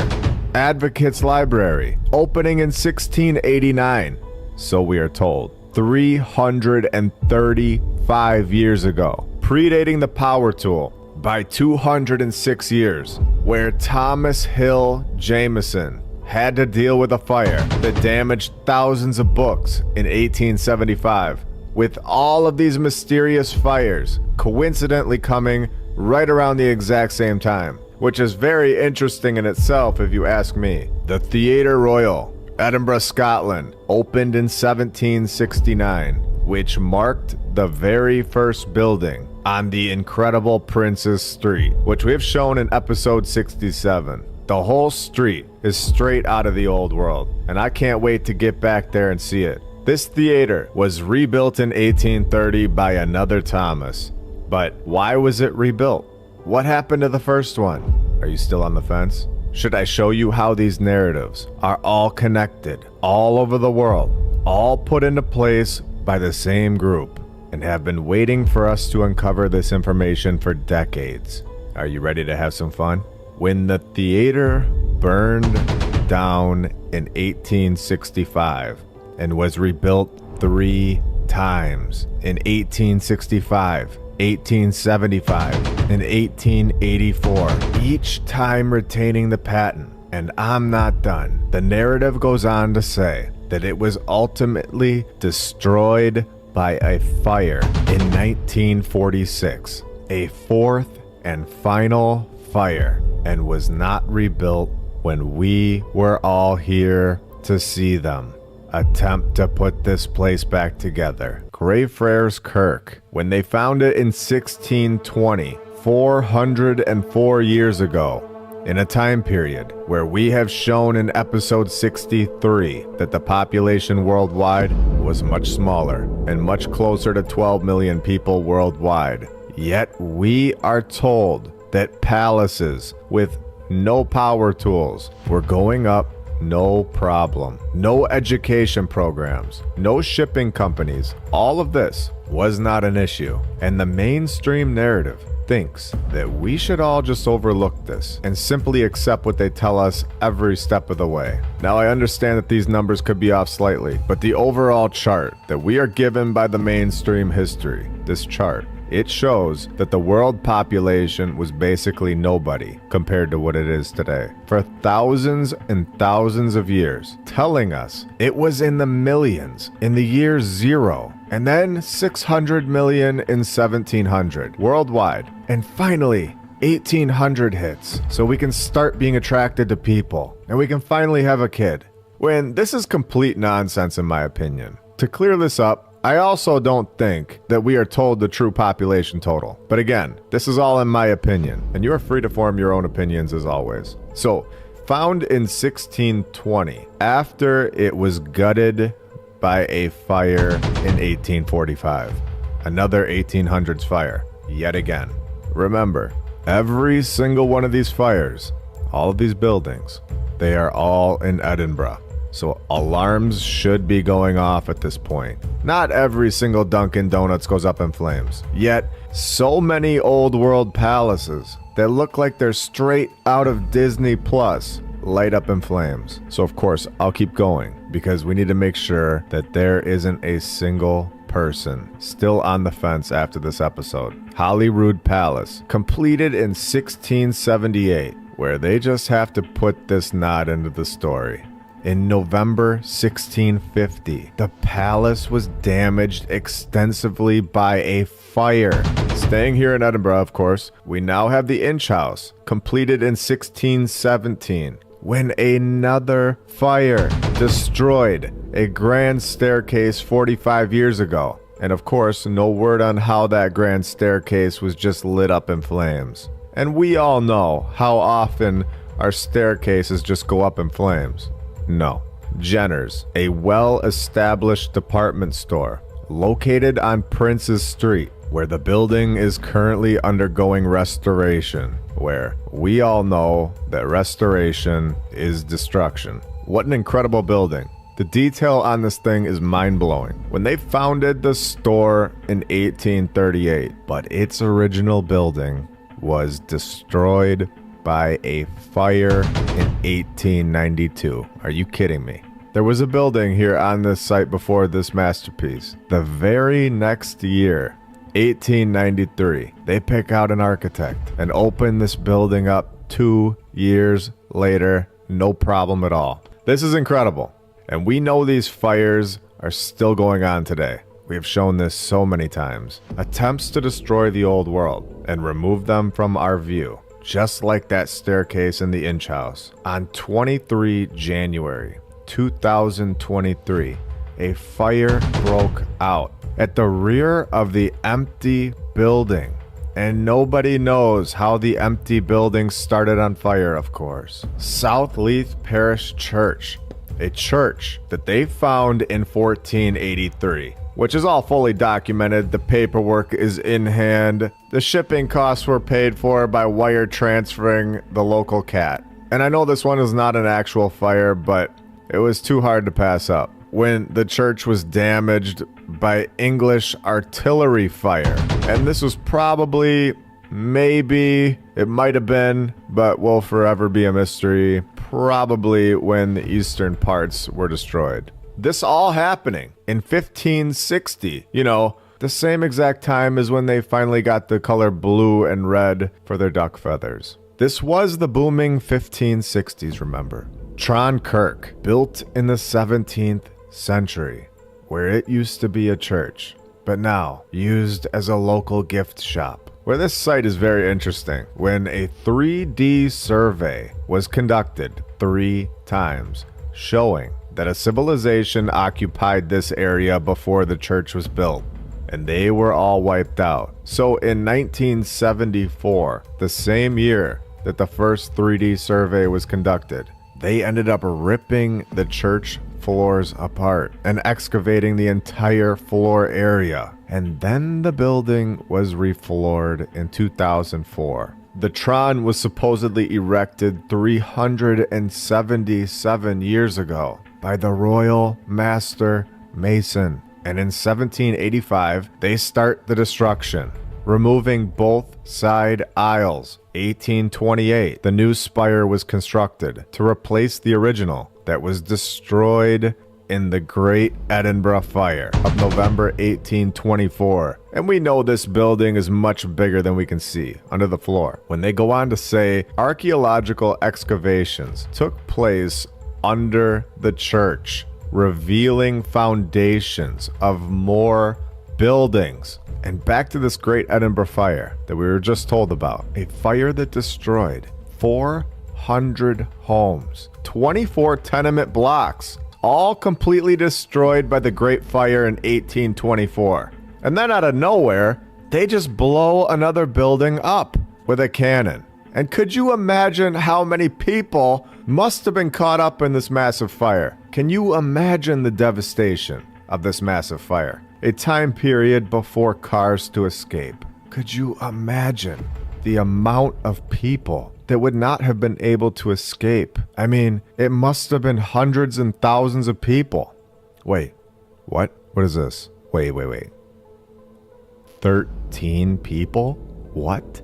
Not only are we told that they all escaped the flames and actually burning to a crisp, but we all understand that it only takes 2 to 10 minutes from the smoke from the fire to make a person pass out or even die. And this reminds me a lot of the Baltimore Great Fire, where everybody was just fine. Or 1889, when Seattle lit up in flames. 25 blocks. Everybody was totally fine. Not a single issue. Or the Galveston Great Fire in Texas in 1885, where I guess everybody was just all professionals at escaping great fires. Master building architects and master great fire evacuators. Just incredible people in the 1800s. Okay, one more for fun. The Great Fire of Toronto. Again, nobody. We all understand that the mainstream narrative is giving us stats and stories that aren't logical. And we can even go over to this random tower, the Craman Tower, still located in Edinburgh, where in the 1970s, they seemed to be in full panic mode. Excavating this place as well, finding more things that they call medieval, when we know that it was really from the previous civilization. And in 2011, it was damaged by a fire. The Edinburgh Festival Theatre opened in 1892. In May of 1911, a disastrous fire on stage happened, where 11 people backstage alone didn't make it. Yet nobody in these great fires had any issues, which we know this doesn't add up at all. The Iverleith House, where they tell us that construction began in 1773 and wrapped it right up 1 year later, 250 years ago. We are supposed to believe that this was normal. And of course, the city buys the house in 1877 after restoration work, following a fire. Now, I'm wondering at which point do alarms go off for someone that the mainstream history is possibly not as true as they once believed. And in my opinion, a massive lie to explain away these buildings that were not built by our civilization, hiding a massive population that had the tools and technology to construct this way all over the world. Are we there yet? Let me know in the comments below. I'm going to keep going just to make sure we have everybody on board for the future episodes. The Lock End House, built around 1820 until 2016 when a fire burned out the roof. St. Mary's Cathedral, Edinburgh, we are told was built in a single year from 1813 to 1814. And in 1892, a fire at the neighboring Theatre Royal that we talked about required them to make changes to this cathedral. Mayfield Salisbury Church, formerly known as the Mayfield North Church. It is located in a district of Edinburgh called Newington, built in just 4 years, from 1875 to 1879, nearly 20 years before the power tool, with extensive renovations carried out in 1969 following a major fire which destroyed most of the roof. Even the South Bridge holds a fire, where in 2002, the Cowgate Fire destroyed a section of the original buildings. And remember, when they destroy these buildings today, when we are all here to see it, with a mysterious fire, do you think they get to collect an insurance check? Do you think that it also destroys the old world building at the exact same time? Removing it, so that they no longer have to explain it into this fabricated timeline that they've made up. St. Margaret's School, established in 1890, when 13 years later, in December of 1903, a fire broke out at the East Suffolk Road building. So we found 22 fire narratives today in Edinburgh, Scotland alone, and we will try to beat that amount in cities all over the world. If you want me to do this game again in the future, let me know in the comments below which city you'd like me to expose next. I hope you all have a new or deeper understanding of the fire narratives and can see through the lies a little more. I hope you all have a great rest of your day. See ya.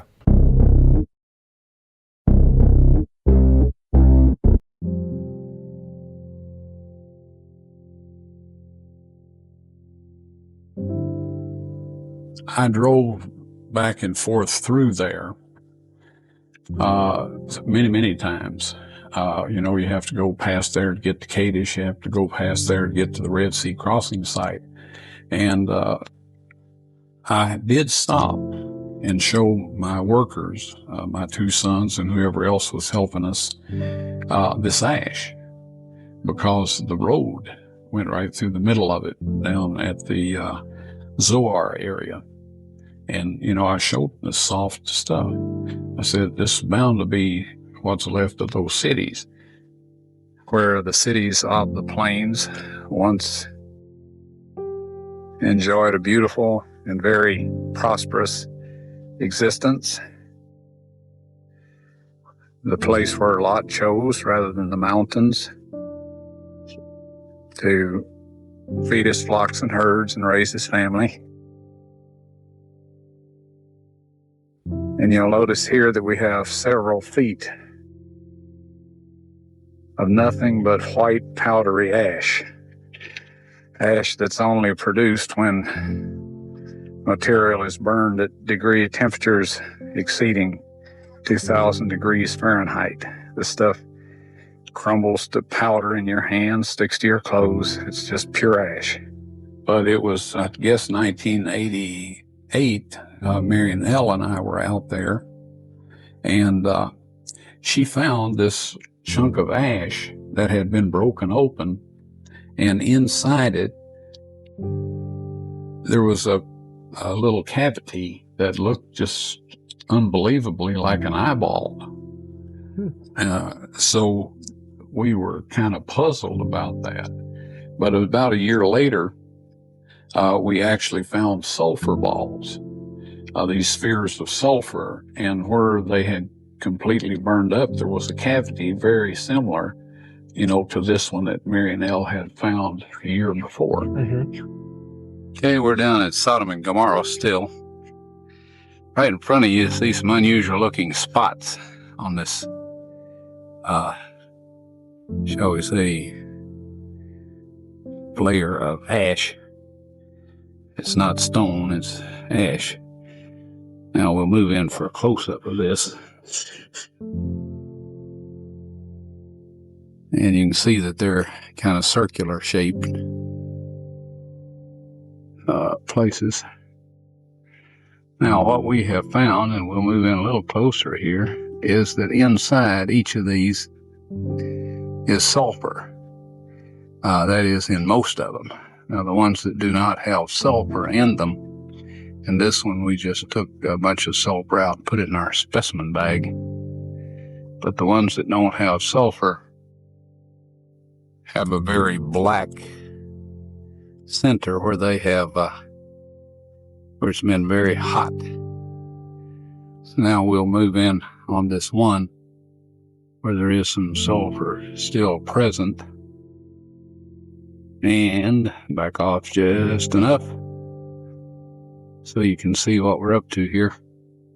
And we'll go collect that sample in a bag.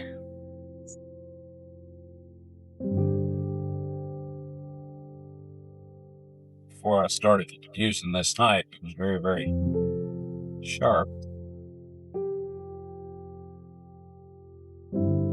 Okay, here this is, and we have collected some more, and it smells and tastes like sulfur, but we will have it analyzed. See for sure that it is. What appears to have happened is that from somewhere, burning sulfur, landed at irregular intervals, as you can see on the spots on this material here, and ignited the entire city. Of course, something that burns with sulfur burns very, very hot, and the resulting ash is heavier than the original materials that are part of the combustion process. Now here's one of these sulfur capsules that is embedded in this material. And if you look closely, you can see the large amount of sulfur right in the center of the darker ring. And that particular one has a large quantity of just pure sulfur. And there are millions and millions of those throughout these ash heaps here that are the remains of the cities of the plains.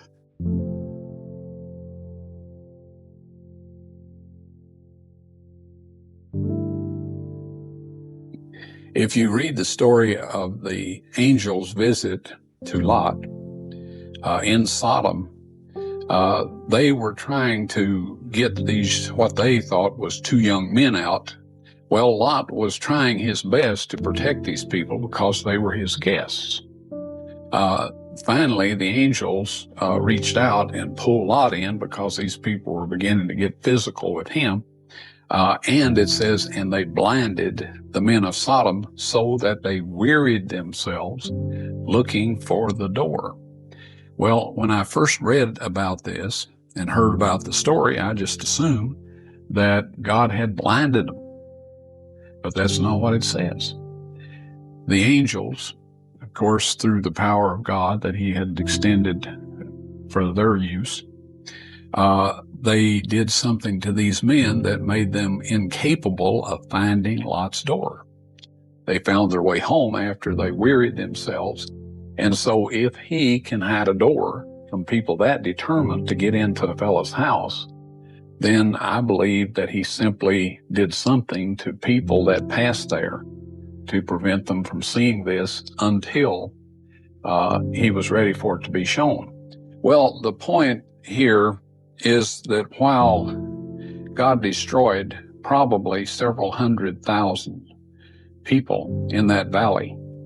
At that occasion, he went to great effort to save alive or preserve the life of the man who was more or less loyal to God.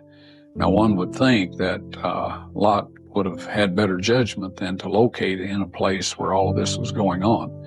But anyway, it appears that God almost, it could be said to have bent over backwards to get Lot and some of his family out of harm's way. Mm-hmm. And so this leads to the same idea today.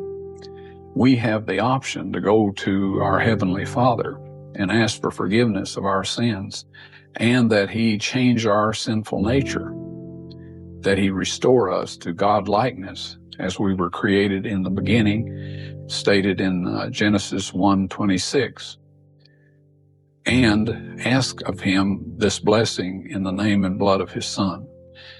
If we refuse to do that and insist on being a destructive, polluting force, then we have abundant evidence that God will destroy the wicked.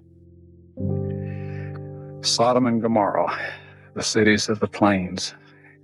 In Jude, we're told that they're an example of what will happen to the wicked, even the angels. And of course, in Ezekiel 28, God tells Satan that he will be reduced to ashes upon the earth. Malachi 4 tells us that the righteous shall tread upon the wicked, for they shall be ashes under the soles of their feet. Several stories of pure ash. All that is left of the stones, the wood, the people, the animals, everything that was in Sodom and Gomorrah. You recall that when the fire of God burned the offering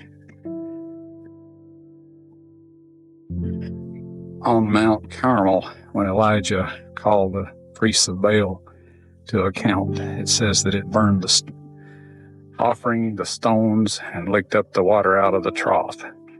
So no one will ever find any archaeological remains of the cities of the plain other than these ashes. And friends, if we defy God's kind and merciful entreaty to come to Him and be saved and be renewed and forgiven, we will end up in exactly this condition, because the Word of God tells us so, and God says that He is the Lord. He changes not, neither does He alter the thing that has gone out of His lips. Hey everybody, today I want to go over what I think is possibly one of the most incredible things that we don't even know about, is that all of the mountains and hills and all the high lands, I think, could possibly be melted buildings, and then the grass just grows right on top of it, and it turns into rock, and over time it just deteriorates. But I'm going to prove it, and I'm going to show you a bunch of pictures here of mountains turning into buildings turning into mountains. And it's just incredible. I mean, if you look throughout the world, there's so many photographs and proofs of this. It's remarkable. It really is. And the fact that nobody knows about it is another, I think, crime. And I think that's a great thing that we're doing here, is we're all looking and researching together. And it's really, really cool. And, you know, it makes you wonder, what could we be walking on every day? I mean, is it just every 400 years they wipe us out and then they destroy all the buildings somehow with some sort of, I don't know. If you guys have any ideas, that'd be great. Comment below and let me know. But My thoughts on it are that it is, I think all the land here is possibly just all created based on buildings and structures, and then we just build right on top of it. And there's so many things and evidence of this. Underneath cities, there are so many buildings that they've found, and like, I don't know. I also feel like maybe space could be a thing where they're trying to make you look up so that you don't look down. We also don't have the resources to just go digging around.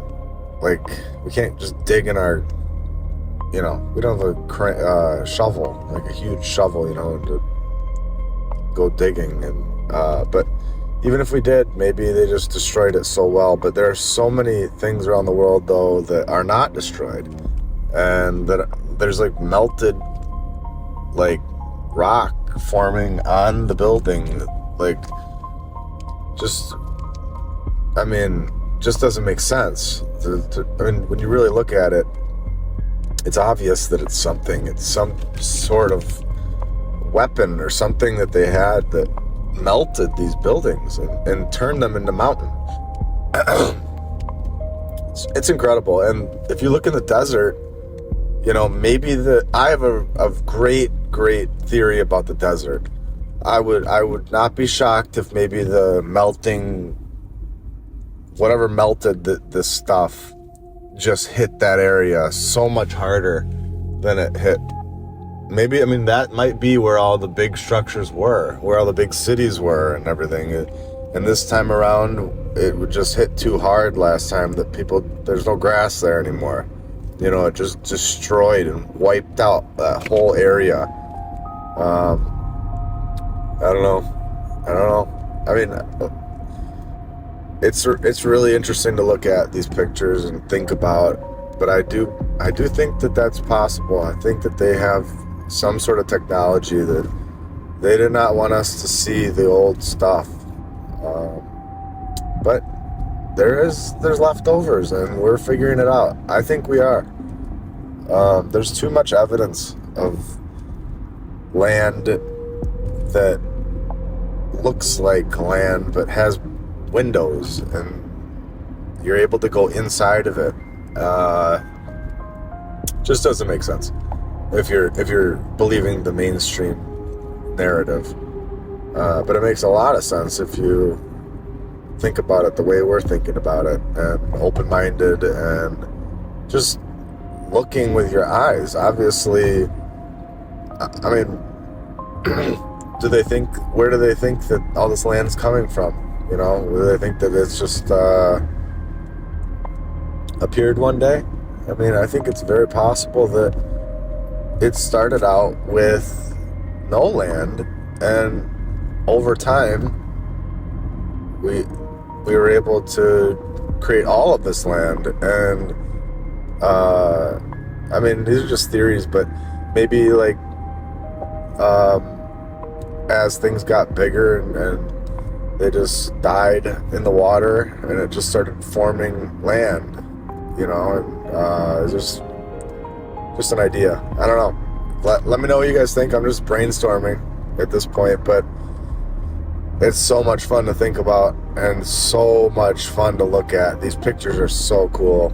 And then one last thing I wanted to bring up is, if this is true, that all these mountains are actually old buildings, what kind of building was Mount Everest?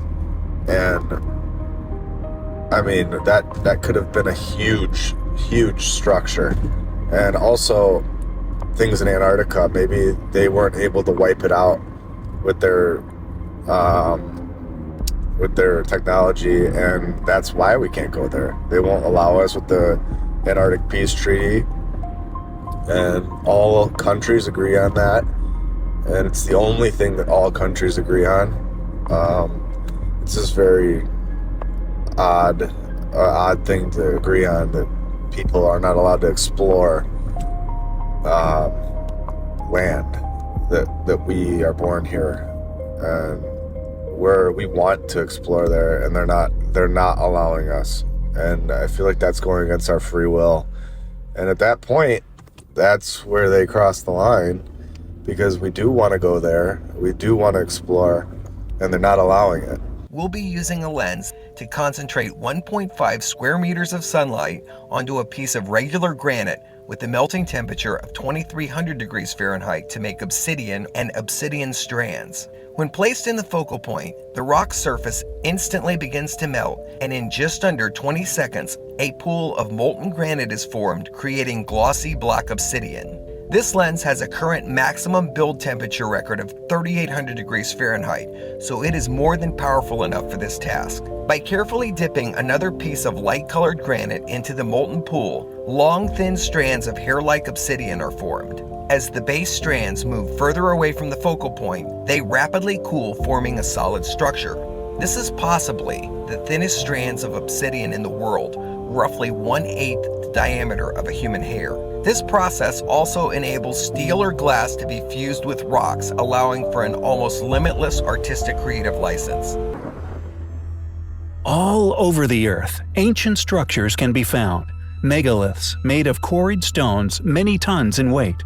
They are often found to have been perched atop one another, with no mortar and seemingly little effort. Stonehenge, for example, underwent a restoration effort shortly after the Second World War, a project which consisted of several cranes, diggers, trucks, and lorries. One has to wonder, if one goes by currently accepted timelines of course, just how did such primitive people manage to build these amazing, enormous structures? Structures such as the very ancient gateway in Tonka, still consisting of 3 40-ton lumps of coral, the granite stones within the king's chamber at Khufu, weighing in at 80 tons, or the stone of the south at Baalbek in Lebanon, the largest officially recorded worked monolith on Earth, weighing in at a staggering 1,242 tons. There is, of course, other theories, and although to some, one in particular may not seem at all possible, it is far more of a viable option than currently attested archaeological views. Along with Stonehenge, another site we tend to unravel in the future, although a lot more modern, is Coral Castle, an oolite limestone structure that was built in Florida, and in particular, Edward Leedskallen, the man who built it, with the aid of a somewhat suspect black box, often spotted atop of his confusing array of multi-ton lifting wooden contraptions. This leads us on to our main topic of the video. It seems that Edward, like a few other known individuals throughout history, may have deciphered a piece of lost knowledge, information which allowed them to create rudimentary lifting devices with the ability of lifting stones many tons in weight effortlessly. In the small pockets of the world where advanced ancient cultures lived, prospered, and vanished into history, places where their ancient ruins remain untouched by all but nature, testimonies were found describing these exact technologies. Sites such as Pumapunka, Stonehenge, and in particular Easter Island, where not only does there still exist accounts of the huge Moai statues floated along the coast by way of strange chants, the places in which the priests hid within the caves also still exist, these rituals in apparent frequency. Could this be a form of lost knowledge or technology, which was responsible for the building of the many unexplained sites found around the world? Vibrational technology, capable of making any inorganic object, regardless of size, weightless? This would have allowed craft, previously impossible of flight, to float across the heavens, vindicating many historical accounts of Vimanas. Additionally, the levitation of physical objects, by tapping into their atomic resonance, is currently being redeveloped. The University of Bristol in England has created a handheld device with an array of speakers that can levitate light materials with sound alone. The more time that passes, and the more technologically advanced we become, the more we begin to understand these amazing ancient structures. And although, for some, the realizations that these technological epiphanies induce, for example, accepting the possibility of a past highly advanced ancient civilization, which ended with an equally as possible global cataclysm, could be seen as altering of a worldview to understand what's true is far from detrimental. Let's briefly look at the man who created Coral Castle in Florida.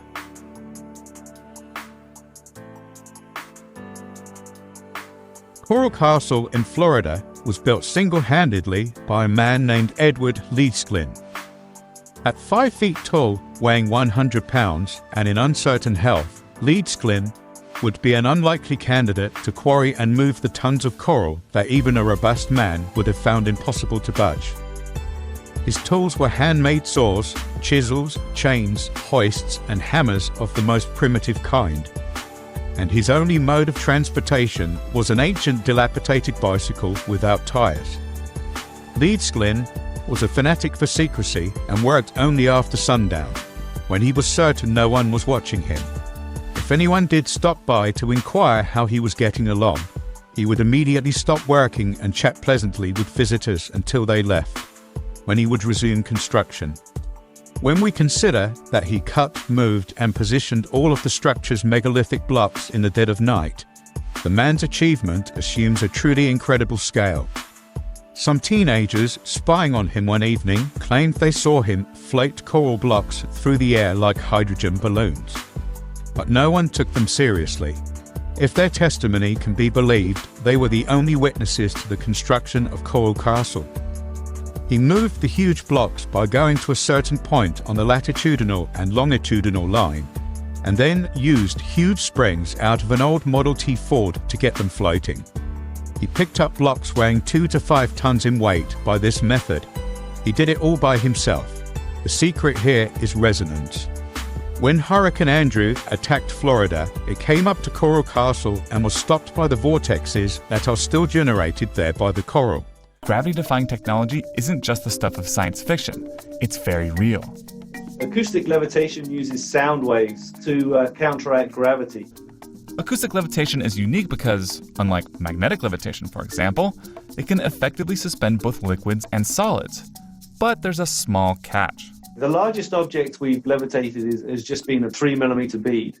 But even at that scale, there are some exciting applications, like analyzing chemical reactions in suspension, and even improved robotic arms that can manipulate tiny, delicate objects. And you can trap an object to counteract gravity by creating a space where there's no force. That's Chris Benmore, a physicist with Argonne National Laboratory who uses this gravity-defying technology. We spoke to him to find out how acoustic levitation works and what exactly it's used for.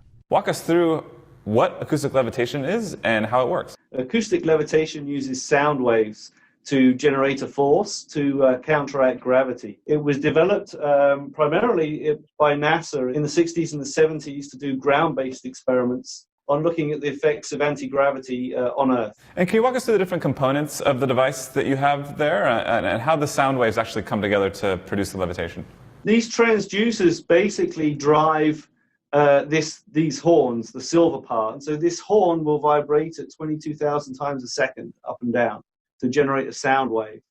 And we have a match transducer down here and horn, and that will generate another sound wave. And when these two waves interact, you'll get what's called a standing wave. So they'll cancel in places and they'll reinforce in others to create nodes and antinodes. And those particular places where they cancel, you can put an object in and you can levitate. All right, well, let's see this in action if you wouldn't mind giving us a demo. Right now, I've created a standing wave. These horns, which I'm not going to touch, are vibrating at 22,000 times a second, creating a standing wave. And so I can put an object in that little cavity where the two standing waves cancel. In fact, there are several cavities where I can put objects. And so if I just have this brass rod here, you can see I can go through them. If I come in from the side with my hand, you see I get some reflections, I will disturb it more. So I will interfere.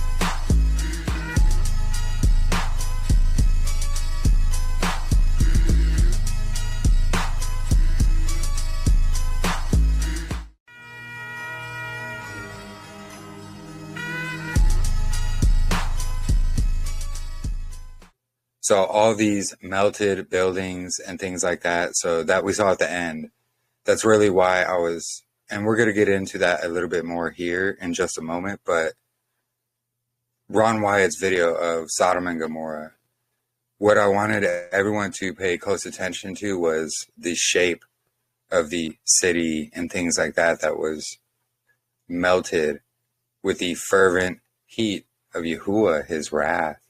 Just like all the scriptures we've gone over just before all of this in the beginning.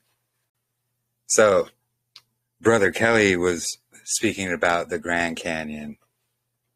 And, you know, just doing a quick search here, you can see all these different images that come up just about the Grand Canyon. And look at these shapes. So, this is a formation in the Grand Canyon.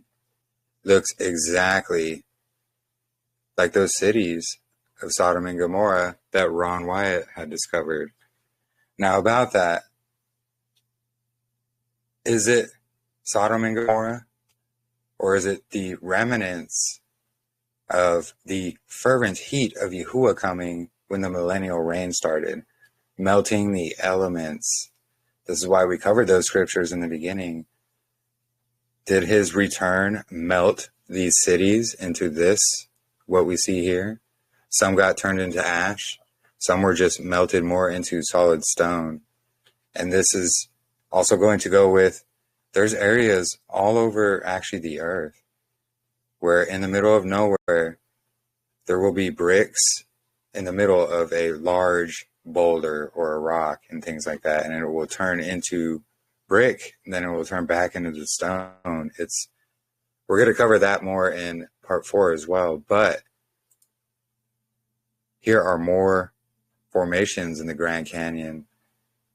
This is what they call the Sphinx, and you can actually see the two legs coming out here. You can see it come up. This is where the head would have been, but it had fallen off. Then the rest of it goes back down. Something you guys should know about the little season is that First Enoch says there's a 10,000 year timeline. Yeah, actually, Miranda has covered that a little bit. I know she's dug into that. There's some speculation going on there, but we'll go into that topic at another time. Hey, Jeremy. Oh, yeah. No, go ahead, sister. Shalom, brother. Great presentation. Did you tell everybody that these places that you're mentioning actually have names? Like, some of them are called like Osiris Temple. Some of them are called the Isis Temple. There's other Egyptian names too. Exactly. I haven't covered that yet, but yes, you are correct. All of these, they're even called like the Sphinx and the Temple of Osiris and like all this other stuff. So we're definitely going to get into that. And thank you, sister. And Shabbat Shalom, by the way. Shabbat Shalom.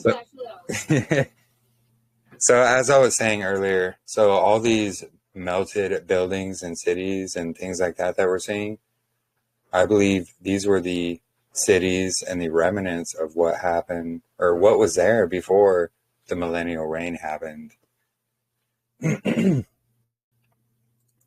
So here we see the Shiva temple, as it's called, the Isis temple, and the Cheops pyramid. I mean, there's even pyramids. We can see ziggurats, things like that. This looks exactly like what Ron Wyatt found with those cities in the desert.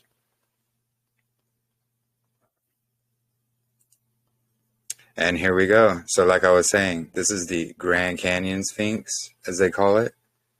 And this is the one that's in Egypt. And you can totally see these two legs, just exactly the same. It comes up pretty same thing right here. It's just, this has clearly been, it's been through a lot, through a lot of destruction. So next we're going to go into Sodom and Gomorrah a little bit more, what Ron Wyatt found. And again, so you can just do a simple search and you'll see all of this will come up. So here's one of those formations, but here you can see where the elements melted with the fervent heat of Yahuah's wrath. It blends together in this rock, in this mountain.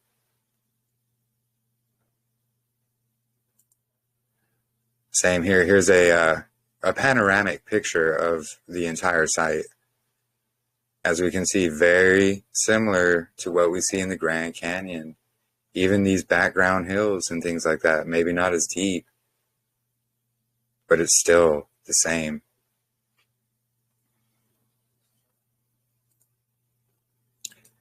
Here's another picture, another image. Hold on, went too far there. 1 second. So here's another picture, image, and we can see these different pillars and things like that just coming out. So all this is just runoff from like the rain and the storms that come around, and it just washes all of this down. This is why it turns into what we see as like mountains and hills and things like that. So this one, really, I want everybody to pay very close attention to. And this is going to go into why I believe the Dead Sea Scrolls Qumran area is one of these melted cities. Very similar site, very similar caves. Everything is very similar.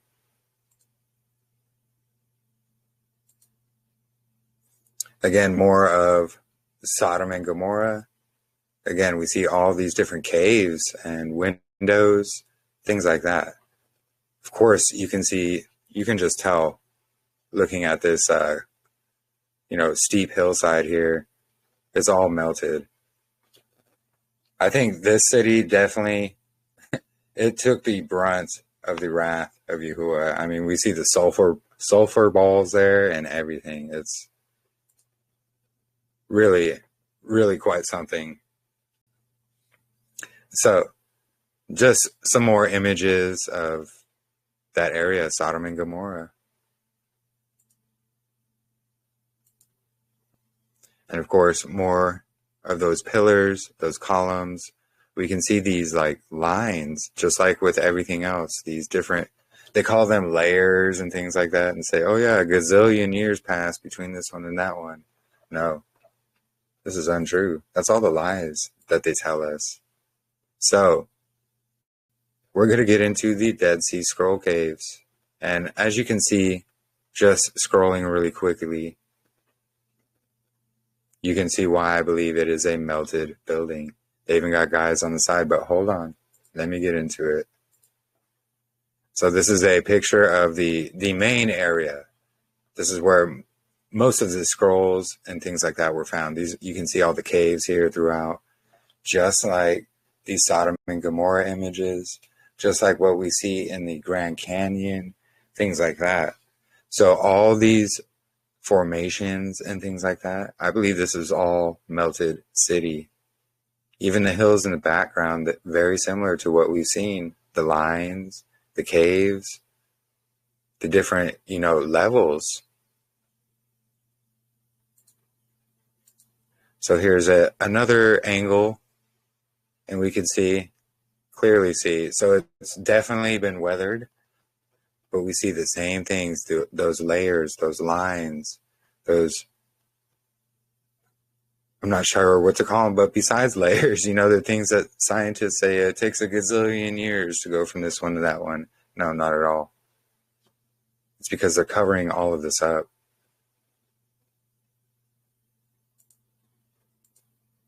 And then, of course, a closer look, we can see that same almost shaped cave that we saw with the Sodom and Gomorrah picture. Same exact shape, nearly. We see the melted kind of hillside right here everywhere. Although it's extremely weathered, it's the same thing that we're seeing. More angles of those Dead Sea Scrolls caves. I truly believe, and here's the inside of one. Same thing like we see in these Sodom and Gomorrah caves, the same things we see in the Grand Canyon. There's even talk and rumors, probably truth, there is an Egyptian-like city that they found in caves at the Grand Canyon. So when they make places national parks, things like that, it's for a reason. It's because they're hiding something. They don't want people just, moseying on in and digging things up and finding stuff and disproving the lies that they tell us about our history. If you didn't know, the peer review system was made by the Jesuits. It was put into place by them. They're the ones who control all these institutions, these colleges, the schools, education system, and they're in cahoots with the, usurpers, the Synagogue of Hasatan. And then the Smithsonian Museum. Yeah. The Smithsonian, so many different things. All of these are connected, and it's to hide the truth of our history. Because they just say, natural formation over a gazillion years, water came running through, and no. No, these are melted buildings, the remnant of, civilization before the millennial reign. That's what I believe these are. And the buildings that remain today, the ones that we see, the cathedrals, the churches, even all these different, Tartarian style buildings, I believe these were the millennial reign buildings. I believe specifically the cathedrals and churches and things like that were actually spoken into existence by Yahusha himself. He's the Word.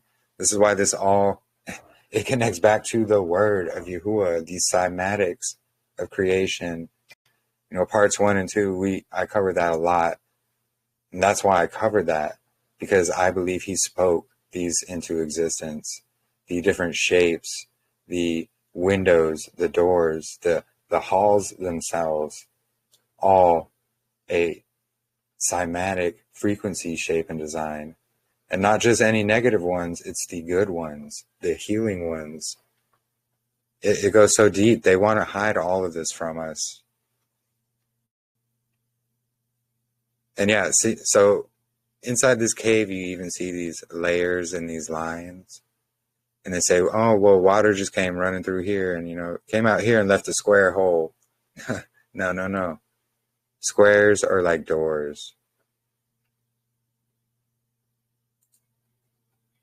And again, we see in this whole side of this cliff, so they have it all covered up because they're searching for new scrolls and things like that. They don't want anybody to see anything because, they want to control the narrative. But we see that same thing going on here. The runoff creating these, hill-like structures all throughout this. I believe this is one giant melted city, the Qumran area, Damascus. They want to make it seem like it was just some tiny little place. Well, I'm starting to believe it was much larger than that, because they had a temple there to Yahuah. They were doing offerings there to Yahuah. That's where the sons of Zadok were, the true priesthood were. Not only that, but the temple of Onias in Egypt as well. This is why Yahusha, when he was fleeing from Herod, he went into Egypt, because that's where the temple and the land of Onias was. That was the second temple going on. So was this one here in Qumran at the same time as the one in Jerusalem. The one in Jerusalem was defiled by the usurpers. This all goes so very deep. It has a huge connection. There's so many scriptures that we've covered that link it back to the word of Yahuah. This is something not many people talk about. They don't cover. There's so many deep ends to this. And I remember, so when I first started studying all of this out, it was actually, this is what helped to wake me up to Yahuah's word. I started seeing this evidence for a worldwide flood. I started seeing these, mud floods and things like that, melted buildings. Every time I would research into it, I would get stuck. It would just go so deep, I didn't understand. And to be honest, studying out the calendar and all these other connections, the importance of the North has actually been like a key to unlocking a little bit more of an understanding of what's going on here. And Yahuah has really put it on me to share all of this information for that reason, that nobody really speaks about it. They're afraid to speak about it for one reason or another. And this is a very important topic. And like we've all shown here, this all connects to the calendar, the fingerprint of Yahuah, the nature of Yahuah himself. There's so many deeper aspects to all of this, which is why I am doing this series to, shed light on this. Yahuah put it on me to do that. And I know I mentioned it in the chat earlier, but you know what? We can lead the way here in shedding light on this topic, because this is something not many in the Torah body especially talk about. And when going through and finding all these different clips, there's a whole lot of like New Age videos and things about that. And that's the whole thing too. People try to connect all this with the New Age. The New Age is just the counterfeit, the twisting of what is good. They twisted it, use it for evil, just like these buildings. So these buildings, they refacade them, they repurpose them, they remove these antennas and things that take the ether, the energy. This is what Nikola Tesla discovered. It takes that naturally. No wires, no charging. What they do to us now. This is why they use wires, so they can charge us for something we should have freely. Anyways, they remove all of those and they put up gargoyles and what have you on these buildings. And they refacade them, repurpose them. It's another example of taking what was good and used for evil. So I specifically believe, let me reword that. I believe specifically these churches and cathedrals and these like Gothic style buildings, these were specific healing centers where the angels, the people, everybody would be singing praises to Yahuah. Those healing frequencies coming off. This is what we covered in part 2. And actually, we have brothers, and I know a couple brothers here who suffer from the negative frequencies.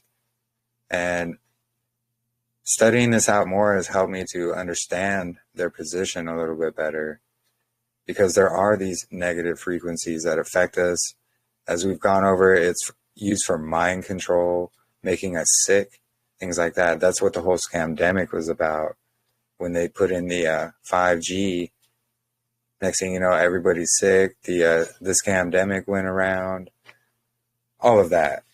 So it's just proof that there are frequencies.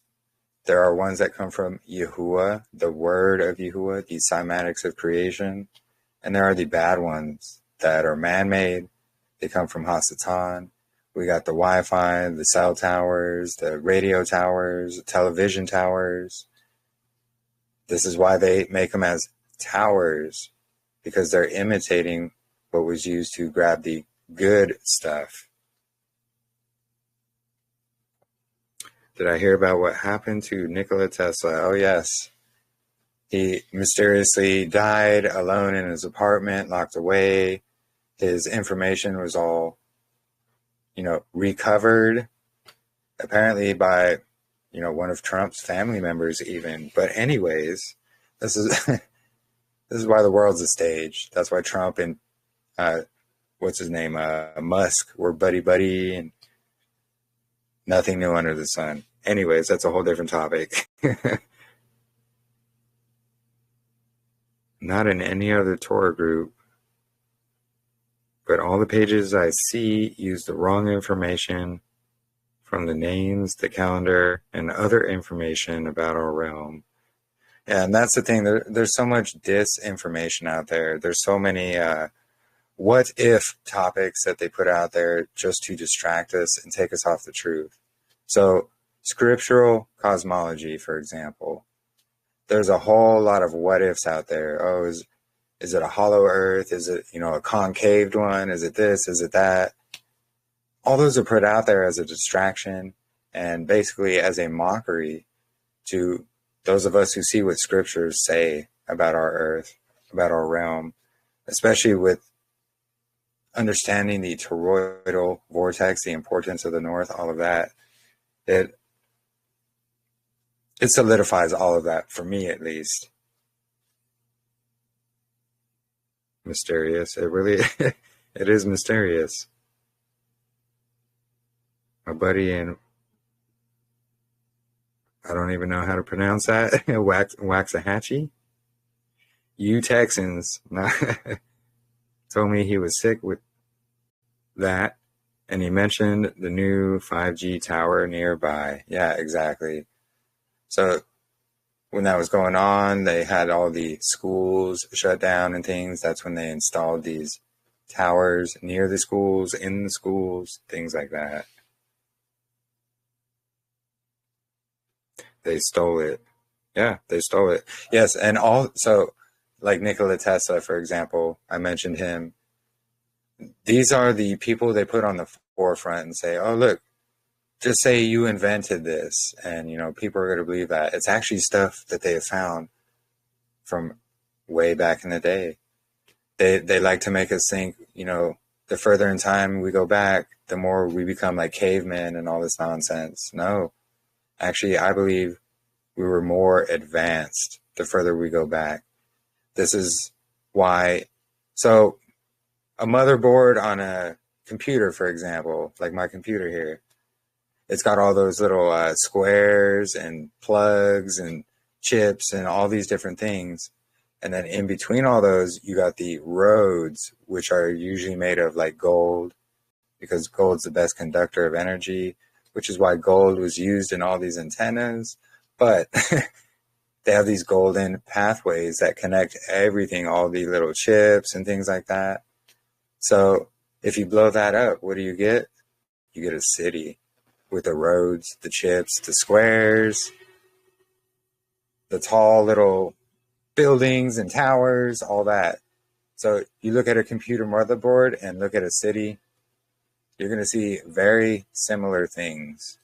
This is why I believe there's nothing new under the sun. So what we have today is basically shrunken down from what they had back then.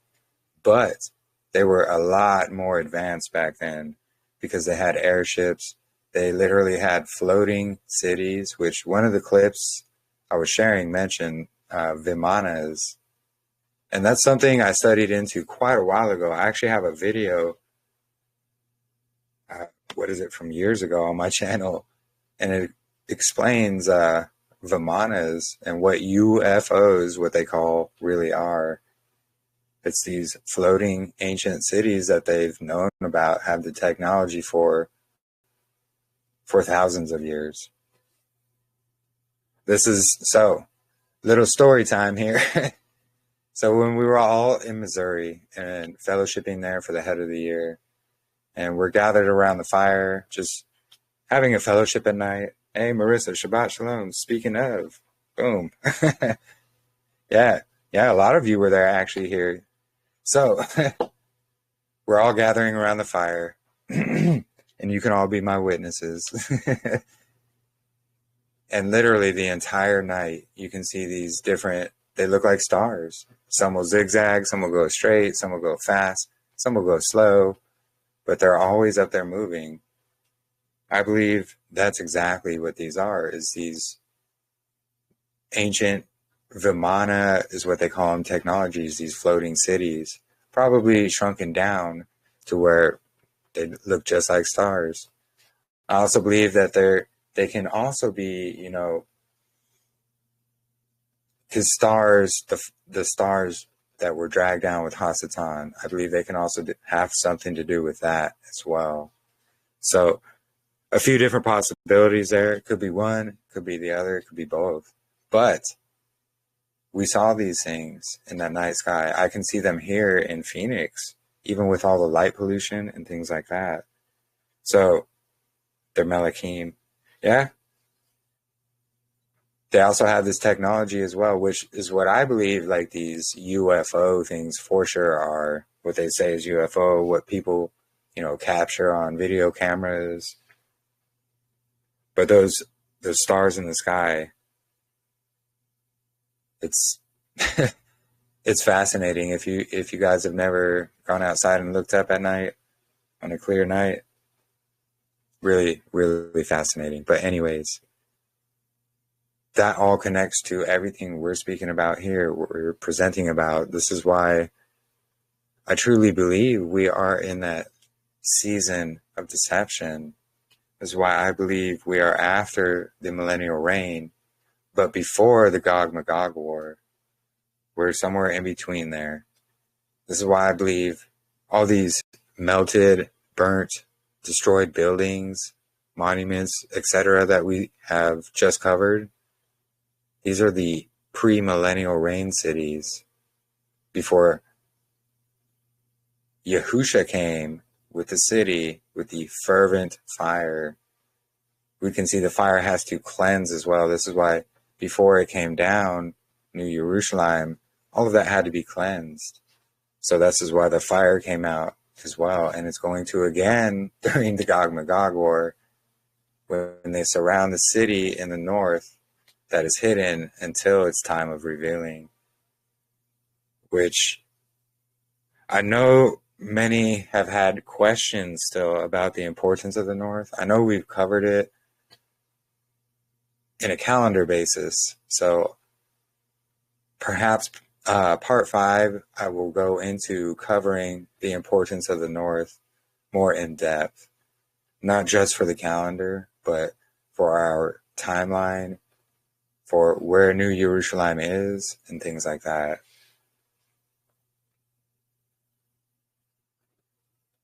So you got to catch up on chat here, sorry. Dealing with a lot of symptoms from living so close without anything between. Oh, the towers? Yeah. They magnify other health issues you deal with, as well as adding to their own symptoms. Yeah, correct. If there's a tower, I don't even want to admit to how many towers are here around me. This is one of the main reasons I am going to, am going to be relocating.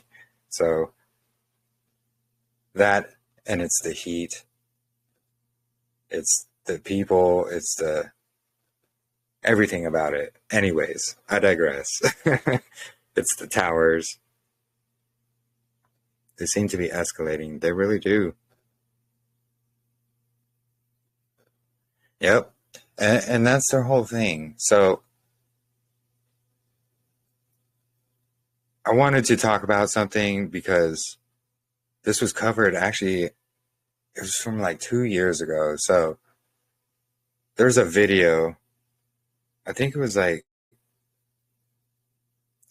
Jamie Walden was the guy's name on YouTube. Let's see how long, 3 hours. Okay, just making sure. So Jamie Walden is this guy's name, and he was describing a dream that him and his family had had. And, they were eating in some restaurant inside of a mall, and all of a sudden this frequency started playing. And most of the people around them, not all of them, most of them turned into crazed, zombie-like people, just, fighting each other, ripping each other apart, like descriptively, like in an unaliving type way.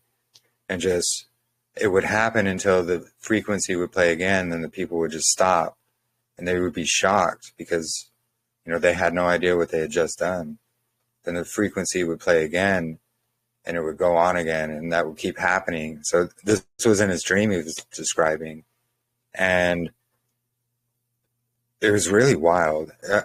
I should find that video and share it, but I can't at the moment.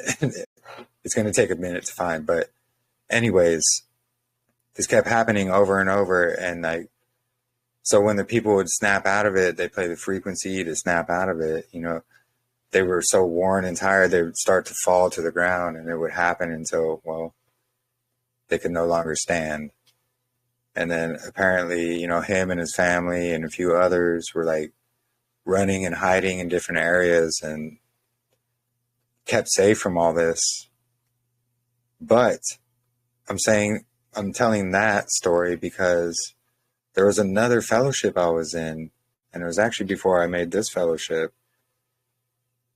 And there was a sister from Africa, and she was telling a story how one of these like small little African villages, like no one knows about it, it's unheard of, it's just so small, that they were doing experimental tests with frequencies and how it would turn the people into the village exactly like how the dude's dream described.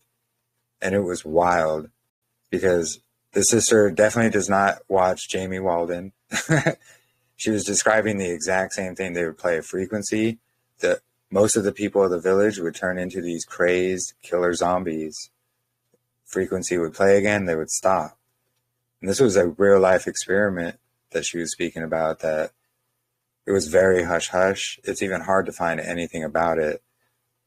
But when she was telling this story, my jaw dropped, because just a few months earlier, that's when I saw that video. And it was just really wild. And it all had to do with frequencies, is my point. So they can use frequencies to do all kinds of things. So the healing frequencies from the word of Yahuah is a true thing. It's not something that's fantasy. It's not something that's made up. This is actual, truthful healing effects. I know there are some here in our fellowship that can attest and have testimonies of, for example, using tuning forks for healing, using specific music and frequencies and things like that, and they will become healed. Using different light frequencies, the frequencies of light that we went over as well, can also be healing. I know Sarah actually talks about that. Are you still here? Yeah. So I know you'd mentioned quite a bit about that as well. There's different colored lights that will affect us in different ways, different frequencies, in a good way or a negative way. I should say negative and positive way. The positive ones, this is what connects back to the word of Yahuah himself. This is Yahusha. This is our Messiah, the word made flesh. He is our atonement. He's our covering. It's so beautiful and profound. It goes so deep. It hits me really emotionally, honestly, that I had no idea about any of this, and it's only all praise to the Most High Yahuah, truly. And it goes so deep. It's so fascinating to me, and I'm not trying to get emotional. I'm sorry. Let me catch up on chat here. Sorry. I can feel and hear when they play certain frequencies. Yeah, exactly. Reminds me of the tests they run on the POWs. Yeah. A lot of the stuff in World War II and things like that, that's exactly what it was.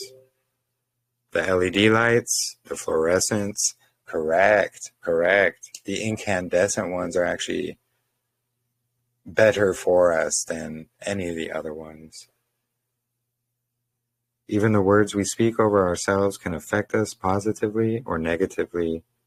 Our words are containers of frequency. Andrea, that's it.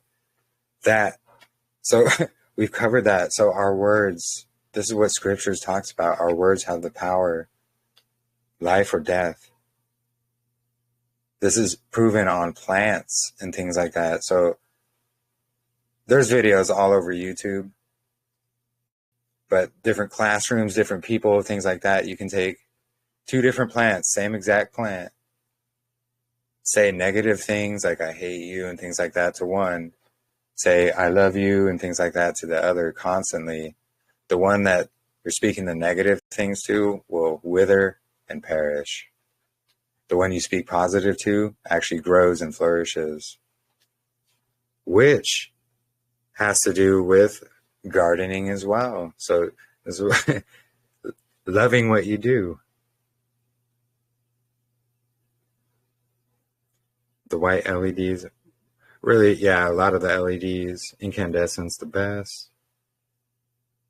I don't blame you. He's gifted you with these revelations and connections. Oh, thank you. Got a huge benefit for everyone.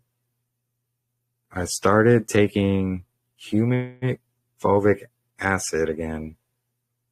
And the other day, all sorts of garbage started coming out of my lungs.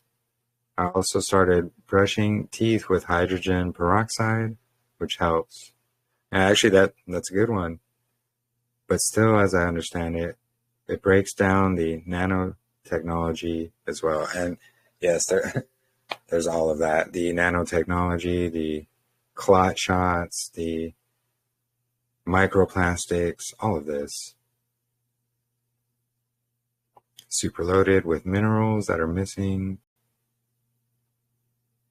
The Rice Jar Project, yes. Yes. If you don't know about the Rice Jar Project, maybe we'll have to go look that up.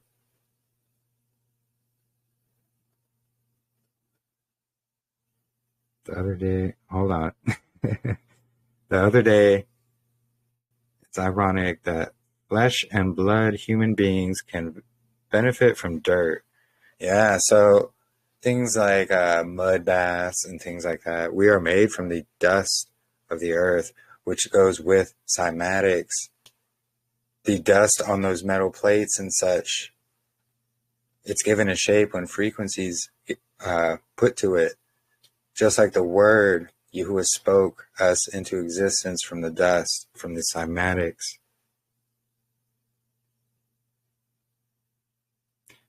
No, you didn't distract.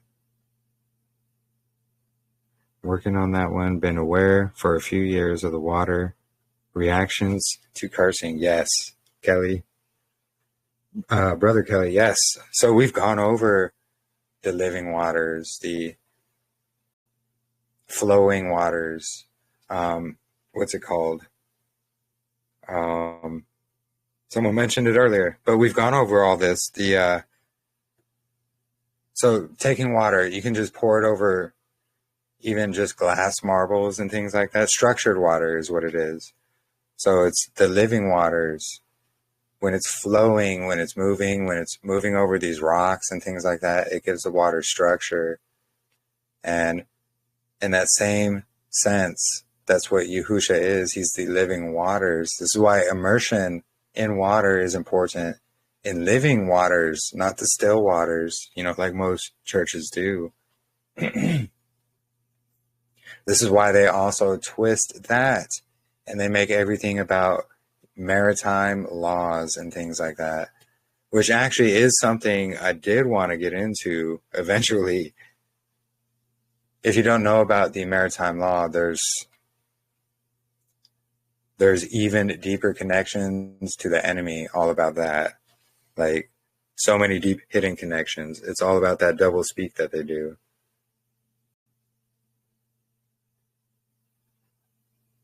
Love the distractions, yeah. Don't forget the borax for detoxing. Yeah, exactly. Not just a laundry detergent. Who loves walking in the sand and putting your feet in the water, the ocean, lake, or river? Yeah, that, Heidi, exactly. Walking in the sand, feeling that flowing water coming. Truly. Another reason why I want to... No, go ahead. Talking about in the sand and grounding on the beach, I just got back from my trip, and actually the first couple days I was there, I wasn't feeling the best. We had to get a car rental, and the people that had had it before us must have smoked in it. And so we're not used to smoke. And so I think it kind of like upset our immune systems.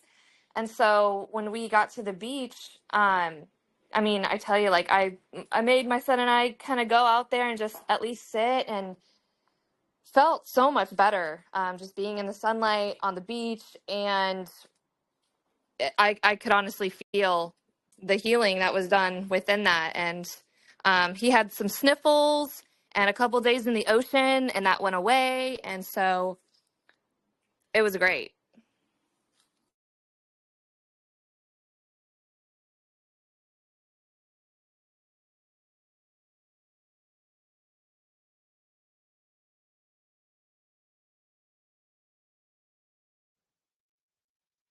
You're muted, Jeremy. Jeremy, you're muted. Yeah, we can't hear you at all. Oh boy, I'm sorry. I love Telegram. Anyways, so what was I saying? Shoot, I had something really good too. So, no, thank you for your testimony. That's actually proof positive and a testimony of what we're speaking about. The natural remedies from Yahuah. Yahuah created remedies of the earth, and those who abhor them are unwise. That's in Ecclesiasticus. So it's not only to do with fruits and vegetables, but all of this as well. Let's see, maritime law, sailor language. That's what.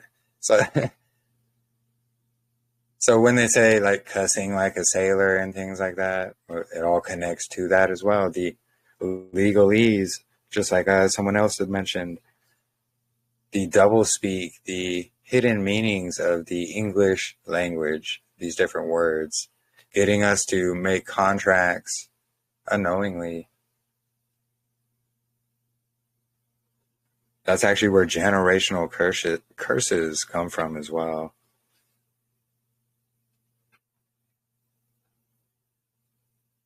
Let's see. Oh, yes.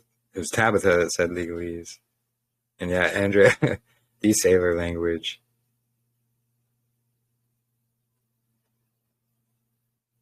Let's see. And yeah, good to have you here, Brother Angel. For real. Good to see you here. Some important stuff. And yeah, I do understand all the things you were mentioning before about all that a little bit better after studying into this more. So I've been praying for you, brother, truly. I know it's rough out there. We all need each other. I know the enemy has definitely been attacking all of us very fiercely.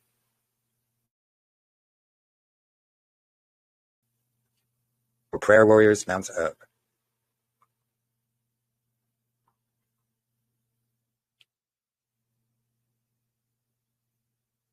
So yeah, if somebody has anything they would like to add, hint, Miranda, or, if anybody has questions or anything, or has a testimony of their own, feel free to speak up.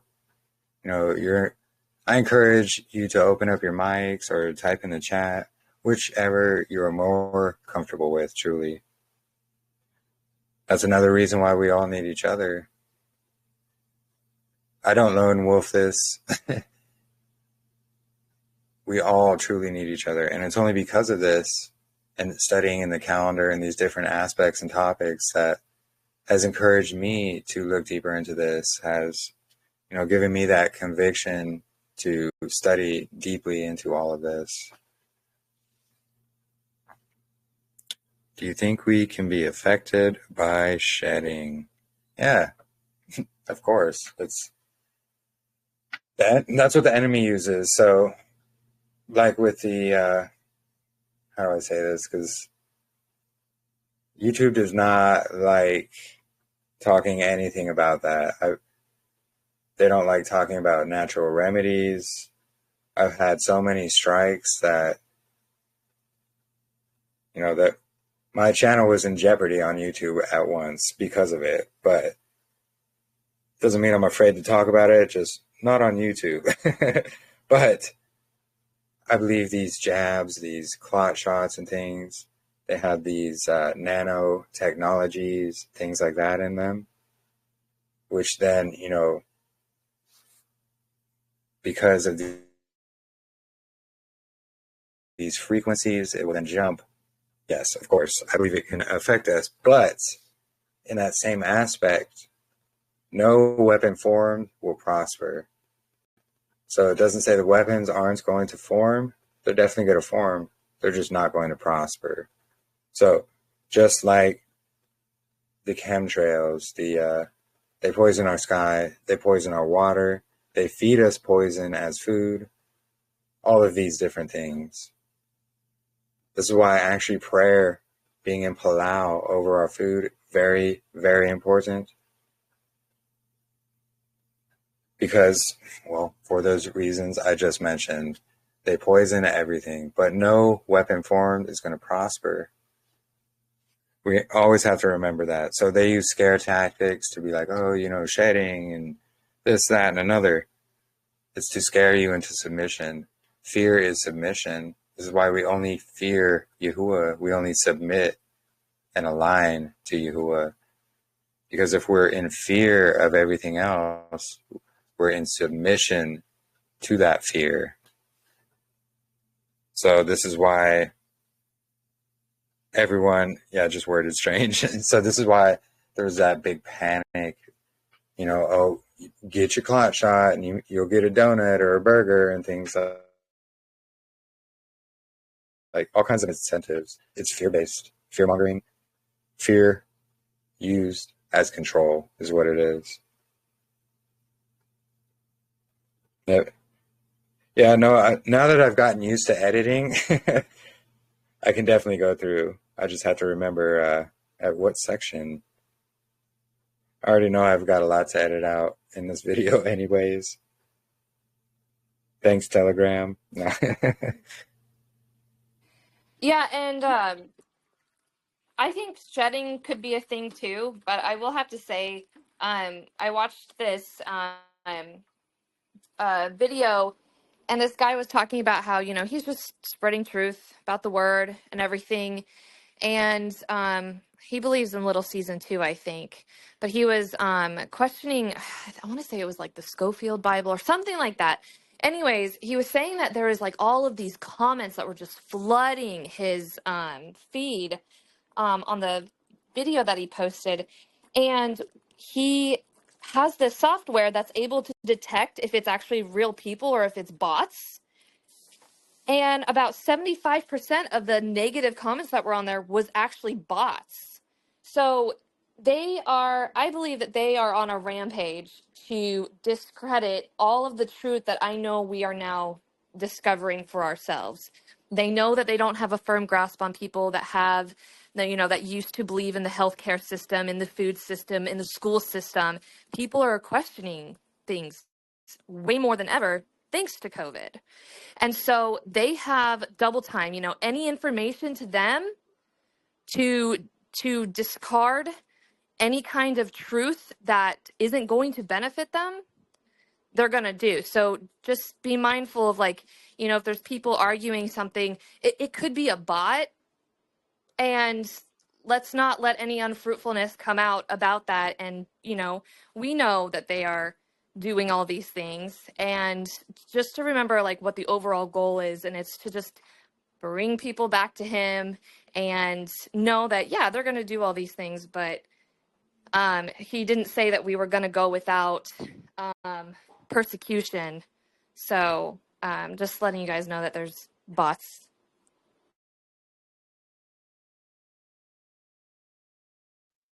Yeah, no, there's definitely a lot of those bots. This is why I don't like to argue on Facebook and social media and things like that, because there's definitely a whole lot of bots.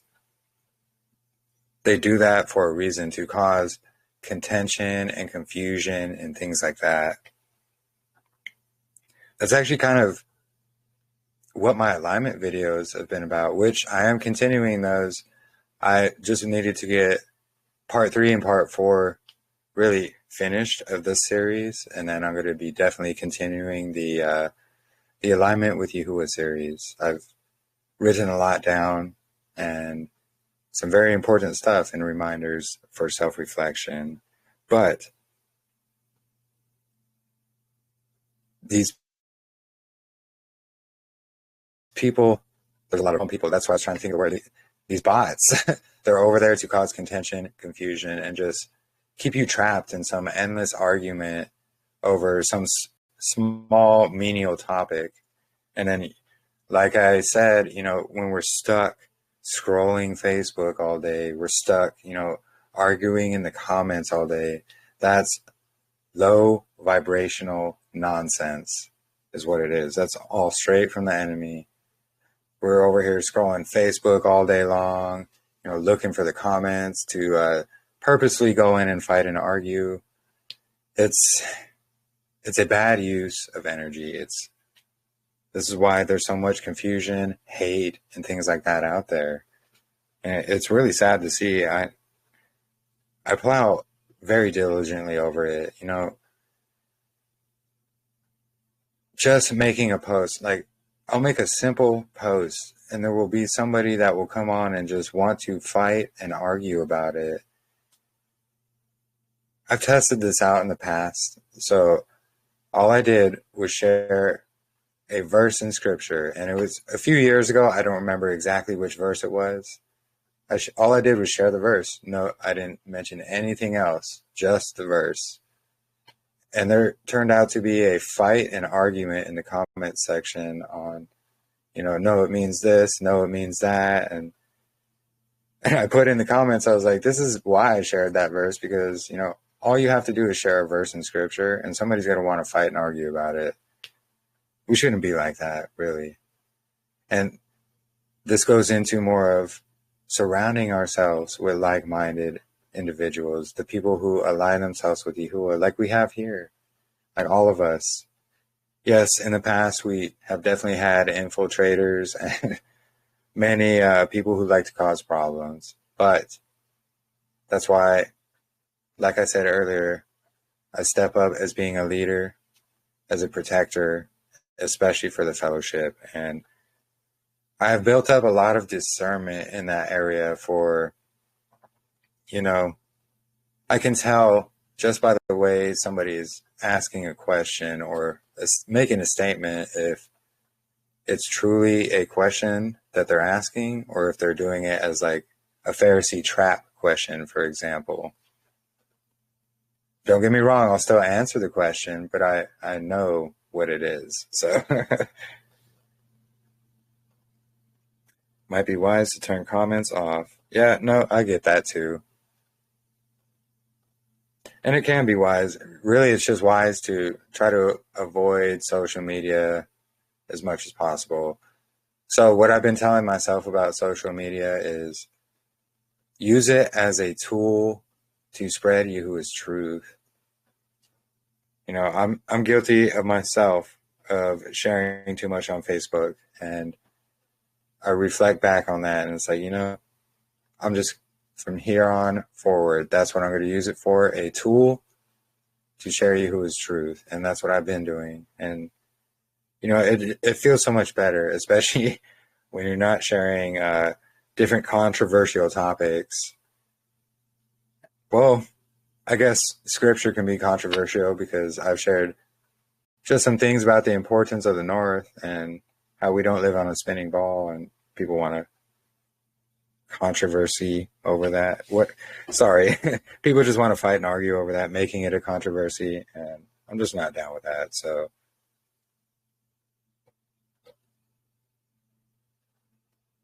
grandmother is Hungarian and swears garlic cures everything. Garlic is actually, it's a really good natural cure from Yahuah. I'm on there again, but won't make that mistake twice. Yeah, exactly.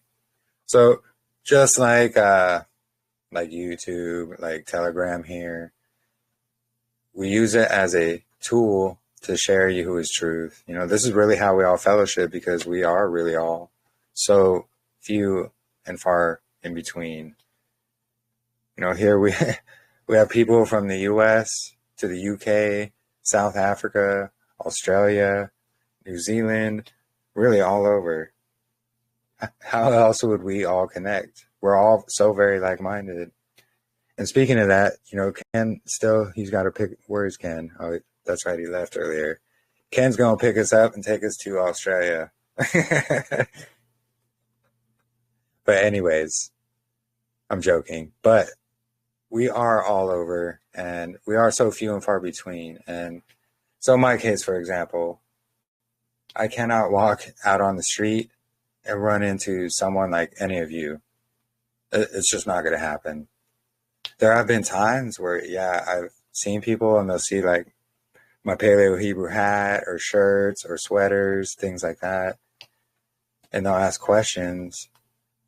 There was one time I went to a Chick-fil-A, not because I eat there, but because I do runs and Uber Eats. I was picking up an order. I was wearing my Nazarene sweater. And all of a sudden I hear Barak Yahuah. And I was like, I was 100% shocked. But literally, there are rare instances like that. But for the most part, it's not going to happen. Anyways, I'm saying that because, you know, online is just as important to me. And in-person fellowship is very important as well, which is actually why we're going to have our in-person fellowship again in Missouri for Sukkot. Yeah, it was amazing. And the guy worked there. He's like, Barak Yahuah. I was like, I was taken back at a loss for words. I didn't know what to say because I've never specifically Barak Yahuah, like most people. Yeah, I was taken back. But it's weird because I haven't really seen him since.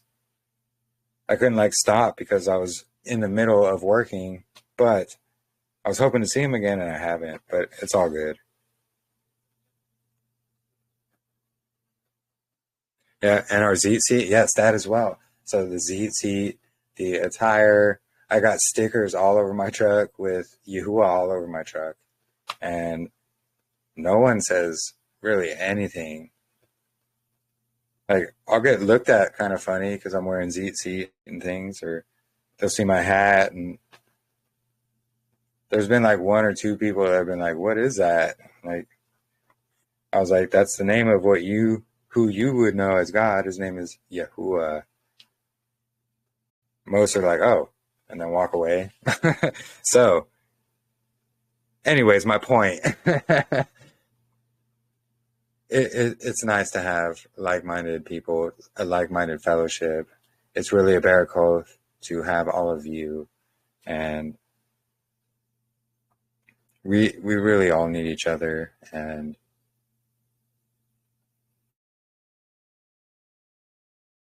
it means so much. It means so very much, this fellowship, to have all of you as Mishpacha. You know, we are family. We share like family and things like that. Saw someone take a pic at the back of my van.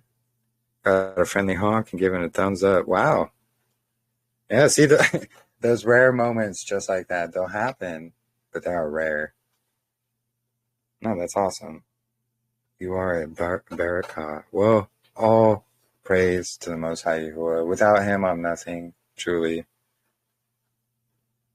I feel unworthy a lot of times, you know. I make mistakes. I'm definitely not perfect. Sometimes I feel like a fool and an idiot, but don't we all? But thank you. I truly appreciate that, and it means a lot. Really, that's my means of sharing the truth of Yahuah, is this platform. You know, there's a lot that goes on behind the scenes that I know a lot of people don't see or understand. I know some do, but, you know, all the studies, all the work it goes and I should say takes rather, to go into all of this. And, dwelling in his word daily is really what it's all about. I try to read a verse or two in the morning, and in the evenings I'll read like a whole chapter. But it's very important because things will start to pop out that you didn't notice before. The more and more you read, this is why it's called the living word, actually, because the more you read it, the more things start to come together. It's like I keep saying, we all have a different piece of the puzzle. So it's like getting all those pieces together, and we're forming the puzzle. And that puzzle is Yahuwah's truth. And it's for kings to search a matter out.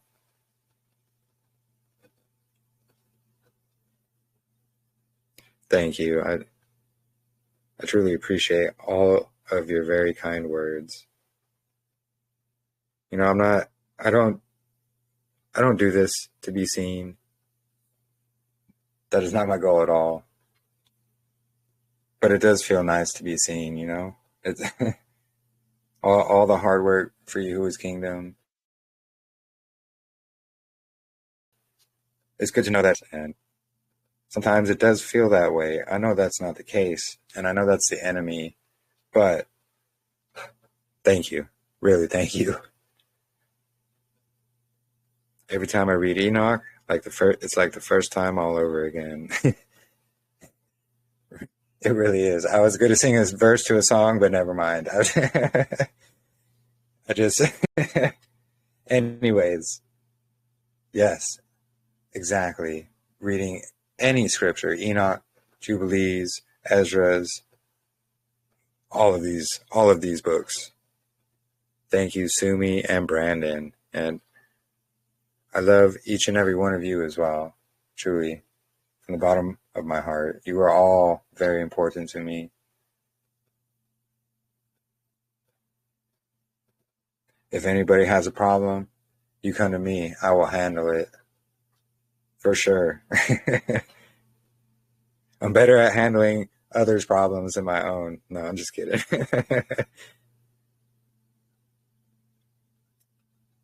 $2 for checking in when service allows. Yeah, no worries. Grateful and respect your knowledge and truth you share. We can see your heart. Oh, you guys. Now you're all you're gonna get me all emotional here. Truly, I just want to reflect Yahuwah. Our thoughts, our actions, all of these things reflect our relationship with Yahuwah. I only want to reflect that because truly, Yahuwah is important to me. Like I said, I'm not perfect. I make mistakes. But our actions, our fruits, we're known by our fruits. We're definitely known by our fruits. I try to exhibit the good fruits. I do my best. I've refined myself so many times. You can't stop refinement. There's so much refinement I've been going through, and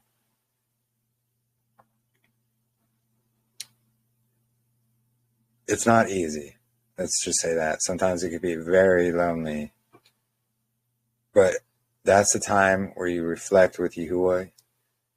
You start self-reflecting, seeing things you need to work on, and just stepping up. Me, especially as a man, handling responsibilities, knowing what is important, the things I got to do that are necessary. Like we were speaking about for being in Babylon. I know someone, who was it that mentioned, someone had mentioned about money and things like that. Forgive me for not remembering who it was, but so here's my thing about that. So money is very important. It's not it's essential for living here in Babylon is what it is. So, especially as men. Actually, was I talking about this in the fellowship? Anyways, as men, especially, we have to be the providers, protectors, all of these things. So working 6 days a week, just like scripture says, as men, that's what we're supposed to do. We work 6 days, rest on the seventh, unless it's a high Shabbat. But the modern world has got us trained up into, these 2-day weekends and, quick fixes, rush, rush, rush, hurry, hurry, hurry. Yahuah says, slow down. He says, sit back. I am Yahuah. Trust in me. Anyways, I'm saying that because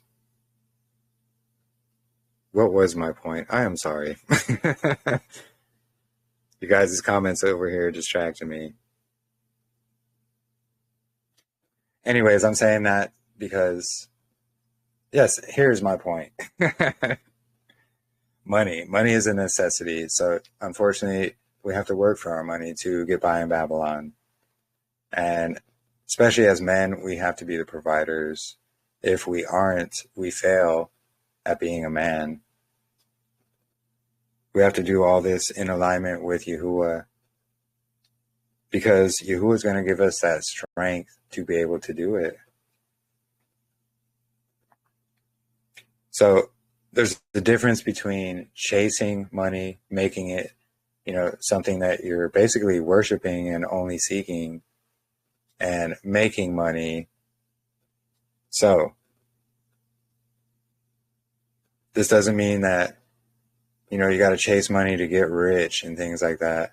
But this also doesn't mean you must live at a poverty style level and things. And I understand there's situations that arise, things like that. But as men, and I'm speaking this for the men, really, we have to really step it up, especially when we have families and things like that. So as a man, we are supposed to be providers. We have to, unfortunately, work in Babylon and get through. I know there's women, sisters, who have to do the same. We're all stuck in Babylon. We're all going through, overwhelming situations at times as well. And really, it's all the more reason we all need each other. Anyways, my point is, we have to have money to live in Babylon. You can't do it without it. And I think, was it actually you, Heidi, that asked about that? Maybe, sorry. I don't know if it was you. Okay, it was you. Okay, got it. That's why I remember it. So, and I'm only saying this as an encouragement. I'm not trying to bash or trash anybody and things like that. I'm not saying if you're living at a poverty level that you're some kind of bad person. Not at all. But what I'm saying is, don't chase money, but seek it as a tool. Just like with everything else. Seek it as a tool. Do not put it above Yahuah. Yahuah will always provide for his people, truly. Scripture says, a man who does not work doesn't eat. So we have to remember that as well. I've been there at poverty level living. I've been there at really good living. I definitely make more than enough to get by, but, I'm not seeking the biggest mansion or the Lamborghini in the driveway. Not at all. Honestly, to be honest, I'd rather have a plot of land in the middle of nowhere with cattle, with a homestead, providing my own. Or even even some kind of RV to travel in. Anyways, but that's a whole nother topic. I think that's what riches is in Scripture as well. It's the people around you. It's your family. It's your land, your crops, your flocks. Because if you can be self-sufficient, get as much out of Babylon as possible, the more beneficial it's going to be for you. Sure, it can be hard, but guess what? We've all been doing it for thousands of years. It's only until modern time that we have grocery stores and things like that. Land, livestock, crops, and relationships. Yeah, exactly. And an old vehicle. For sure, Jermaine. That. Very important. That's a whole nother topic we can get into as well, because, well, on all these newer vehicles from 2026 and up, they're going to have technology that's going to basically make it so it doesn't work if it thinks that you're some kind of way. It will have tracking, tracing. It's going to map who you are, pictures, digital fingerprints. The enemy mocking Yahuah's fingerprint, digital fingerprint for everything. A pickup truck. Yep, exactly. I got me a pick 'em up truck. I was actually planning on selling it to get a more fuel efficient vehicle, but I really like my truck. Anyways, multiple generations, yes. True eternal wealth comes through relationships. Physical wealth is rooted in the land and stewardship of it. Yes, Rebecca, stewardship, that, exactly. That's something I wanted to cover as well. Being a steward over our things, a good steward. Especially as men, we have to be good stewards. So that includes taking care of ourselves, our family, our possessions, our land, and even our vehicles. Yes. Because what happens if you're not a good steward over your vehicle? Ask me, I'm a mechanic. They don't work anymore.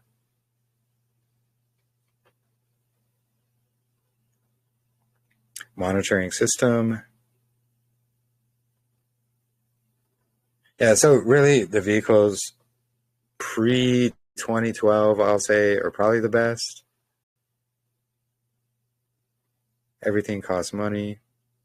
Everything costs money, though, to get to a point to have the land and livestock, the tool. It takes to the homestead, but once you're there, you can chill. Stewardship and our choices. Stewardship of money and our choices is key. Yes, Andrea, that. And this is what I've been really self-reflecting on as well, you know, because that is my goal. That has been my goal. You know, I know I've mentioned to a few, that's my plan to relocate by the end of this year. And I'm speaking about the true year, so in March. My goal from then will be to find some land. And I've really, really been working hard at building up, I guess you could say, a nest egg for that. And it's been my goals. And because of situations and things like that, I didn't know where to go quite yet. And I was really waiting on Yahuah to lead me. And I'm technically still waiting on him to lead me, but that is my plan. I definitely have an idea. I know places, things, but that's what it's about. You got to start from somewhere. So, and I'm saying this because sometimes I do procrastinate on things like that. I'm saying it as a reminder because I'm done procrastinating. This heat here in Phoenix especially, it's been, I don't even know how to describe it. It's something nasty. Yesterday was like, it was 111 and like 80% humidity. It was disgusting. But I had to work because I have priorities, necessities. So because it was disgustingly hot outside doesn't mean I had to say, well, it's nasty, I'm going to stop. No, I had to keep going. Sometimes we got to go through that fire. Let's see, catching up on chat here. Sorry.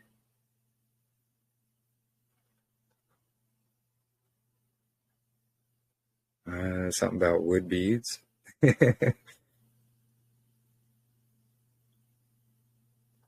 don't know about chilling. Chill on matrix work. There's always going to be work, especially with the homestead. Yes, that's more humbling work, though. Doesn't feel like slave work. So when you're working for yourself, you're working your own land, working your own animals, taking care of your own. It's a much more fulfilling feeling and something you want to do rather than slave away in Babylon at these Babylonian jobs that they care nothing about you. You're just there to work for the pennies. You know, these fat cats sitting in the offices making all the bank off everybody's hard work and labor. This is modern slavery tied to all this beast system. They want you to forget that, hey, working your own homestead is much more fulfilling, something you would much rather want to do rather than working some desk job or construction job or whatever job it may be, working 9 to 5. Truly, it's much more fulfilling. I know, because I remember growing up camping. Actually, this is why camping is my favorite. You know, just being out there. My brother has land, all kinds of different reasons. You know, it's much more fulfilling when you're doing your own, is what it really is. Guess that means Waxahachis. I can't say that because of the heat. My brother lives in Texas, but Hey, Jeremy, yeah, can I share something? go ahead, brother. So I don't know if you guys have ever seen Brother Jimmy's bead calendar that he has. But what I want to do is I want to make one like a Native American headdress style, but around your chest, where it's a similar idea as Jimmy's, except you wear it as a necklace and it dangles down on your chest. You can just keep the calendar with you and shift the beads down or whatever to keep track of the days of the year. Yeah, no, that's pretty cool. Yeah, I know Brother Jimmy, he has one of those calendars, the bead calendars. I know Brother Ken has, it's like a pegboard one. I keep scrolling to look for him, but he went to bed already. He's in the UK. But yeah, those bead calendars, very, very helpful for keeping track of the days. The equinox, of course, is the main sign for all of this, but yeah, very cool stuff. I'm a camping fool from way back. Yeah, me too, brother. I love camping.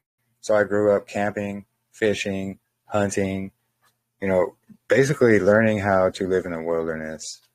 Then when I was working, I've done flooring, I've done framing, roofing, electric work, plumbing.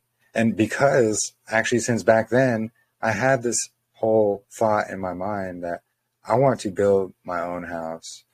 I want to learn how to work and fix things so I don't have to call, you know, these different kinds of people to come in and fix my stuff for me and feel like a fool. No. So as a man, that's what I do. That's why I work on cars. That's why I'm a handyman. I love it. And I think it's because I built that up growing up and gaining all these skills. I have learned to really build my own house. I've learned how to bushcraft, all these different things. I've learned how to grow, plant, garden, raise livestock. I basically grew up in the country without being a country boy, is what it is.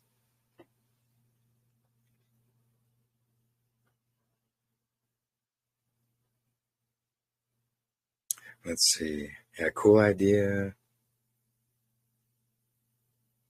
The bead calendars are huge. Yeah, they are.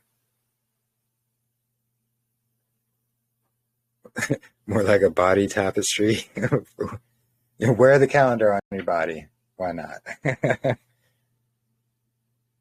Yeah, Angel, you have to keep us updated. Show us some projects or pictures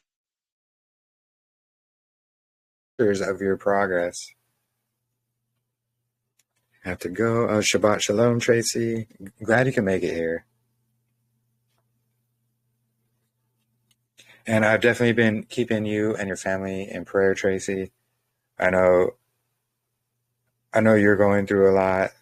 You'd mentioned in the prayer tab, so I'm 100% praying for you and your family. It can be very rough being unequally yoked, truly. All the more importance on being equally yoked.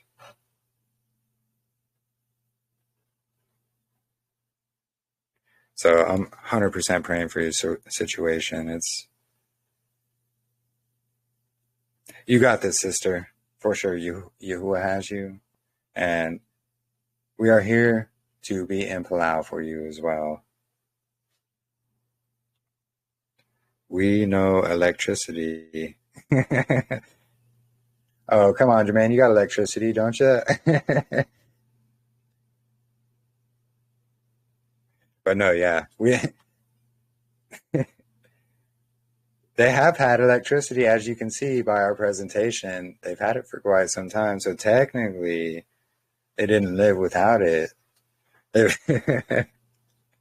But yes, you can live without electricity. Oh, and the mud brick shed. Got it.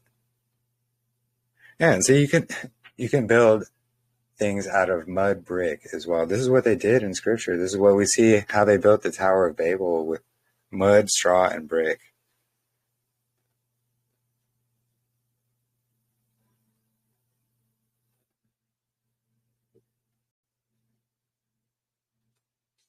And yeah. So, anyways, as you can see, all of this, everything we're going over, everything we're covering, very important, very deep topic, and nobody really has covered it or goes over it much, especially in the Torah community. It's such a deep aspect, and all of this is really why I believe, we have that true calendar. I believe this is why our fellowship is so Barakoth. We're all here for each other. We don't fight over small differences and things like that. We are loving, accepting, humble of each other. We lift each other up, which goes back to the word, the healing of our voices, of our words, the healing of Yahuwah's word. If we were in here tearing each other down, it would be much different. But here we lift each other up, and, we have forgiveness, compassion.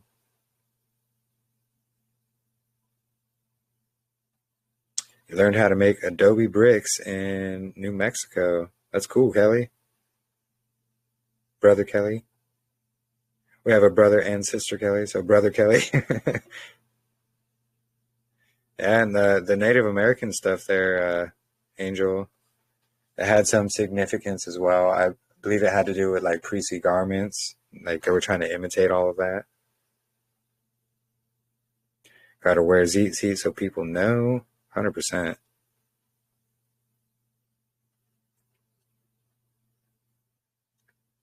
Let's see. Love studying alternative building methods. Cob, earth bags. I looked into earth bags as well a lot, actually. Building earth domes. I learned how to build them. I actually had bought several stacks of these earth bags because I was going to build like a storage shed out of them. I never got down to it, but I learned the process of exactly how to do that. It's really cool, actually. I lived in an abandoned house with no water or electricity with 4 children for a whole winter once. With he who shall not be named, I had to put duct tape on the walls to keep the draft out. Well, Sumi, look where you are now. Like, you know, I've gone through times like that. So back when I was in my early mid-20s, I was in a house. My brothers were my roommates. We were young, dumb, and liked to party. So instead of doing responsible things like, you know, paying the electric bill, I was like, nah, let's go buy some beer, some booze, and then, you know, drugs and things. So we how foolish. Anyways, see, that's one of those things I feel stupid and ignorant on in my past. Anyways, my point is, we lived for 2 months in the middle of summer with no power in Arizona. So, heat, I'm used to it. I hate it. But I know how you feel, Sumi. Although opposite temperatures, so extreme cold versus extreme heat. Actually, I have a little, so check this out. This is a little GIF I found about this right here. Once it sends. This is how it feels like to live in Arizona. Well, Phoenix. Oh, come on. Now my signal's like low. Of course. Anyways. Let's see. Sorry, trying to read. Love an opportunity to do it. Earthbag would make a wonderful root cellar. Yeah, that as well. Actually, root cellars, below ground, basements, things like that. Very good for that type of stuff. And I don't know why that is not sending. I'm just perplexed. Whatever. We've been homesteading for 10 years, and it is expensive. Yeah. I live close to their nation in New Mexico. Wait, hold on. Oh, the Navajo. Yeah. They're actually out here as well in Arizona and Phoenix.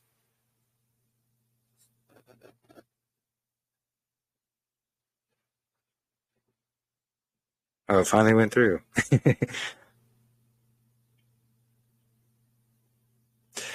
So, well, that can go pretty deep there, Angel.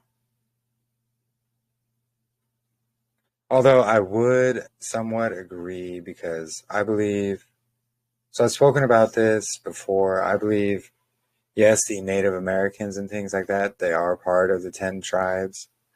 I also believe that us who are not Esau are the usurpers, actually. I know we've gone over this in the past, but really quickly to cover this. So, Esau is the usurpers mixed with the Nephilim bloodline. They look similar to us who have, well, white colored skin. So this whole, Black Hebrew Israelite movement, things like that, it's all a distraction. 100% Yahuah does not care about our skin color, our bloodlines, any of that. My point is, we're all different colors because we do come from different tribes. Doesn't mean we're not chosen.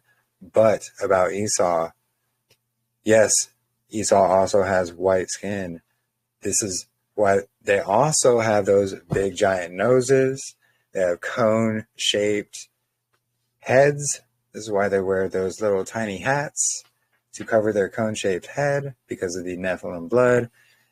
Anyways, Yahusha, our Messiah, he says he was searching and came for the lost sheep of the house of Israel. He was going to Romans.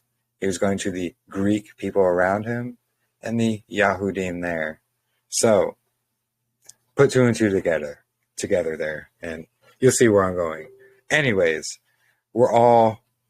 it doesn't matter your bloodline. This is why it said it does not matter your bloodlines. But all these things are put out there as a distraction. I forget why I even brought this up, but gotta make dinner. Well, Shabbat Shalom to you and your family, Miranda. Sorry for rambling on there. Have a 25-foot high pile of dirt for a pond. Yeah, ponds are really good, actually. So, what's it called? Permaculture. I've learned a lot about this as well. So, growing things that will help each other out, that are beneficial for each other, and that all help each other out. This is actually how we are all designed to live in a, I guess, permaculture kind of way, helping and supporting each other, what's around us, the plants, the animals. Bing, bing, bing, bing. Yeah. Like I said, if anybody knows how to turn those notifications off, please let me know. I've gone through everything. I have it so no notifications are coming through on my computer. As you can see, well, not see, but rather hear, it doesn't work. Literally, I have no notifications. I got Telegram notifications turned off, all of that. And trust me, it's annoying when I'm trying to record a video, or so like my Alignment with Yahuah series. I've had to cut out and edit so many times where that comes in the background. I'm not always, I can't catch them all though, so there's been a couple times where you hear it. Been put on many of our hearts to homestead. I think it's such a barakoth for those who have a partner to build with. Doing it solo seems impossible. I know it's possible. Yeah, exactly. Really, that's truly my goal right there. And that's really what I seek from Yahuah. I truly want a family, someone to love as much as I love, to help grow with you, build for you, all these things. I think we're all built with that in our blood, because that's how we're meant to be, really. Thank you for speaking on race, war, skin color. Yeah. And it is a ridiculous thing to go into. Like, clearly, all you got to do is read scripture. A mixed multitude went out of Egypt, became part of Israel. We see this all throughout scripture, mixed multitudes, nations, strangers coming and being grafted in all throughout scripture. So to say, oh no, you can only be one skin color and one bloodline, you're only fooling yourself. Makes a difference to some degree. So we all came from Adam and Eve, then Noah and his sons. So does it really make a difference? I don't believe. I believe it's who we follow, who we align with. Do we align with Yahuah or Hasatan? And definitely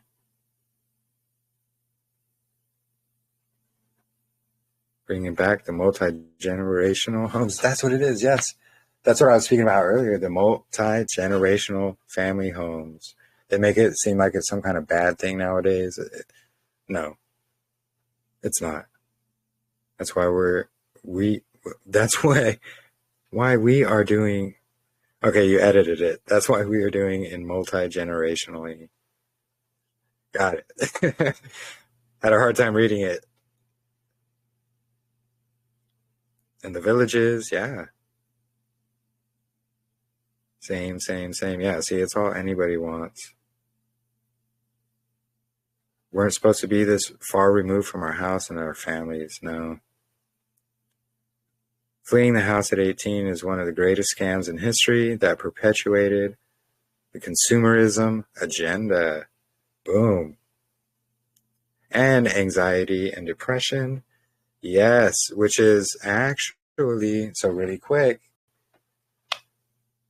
I love the way you think. That's what I meant to cover as well. So they push this agenda,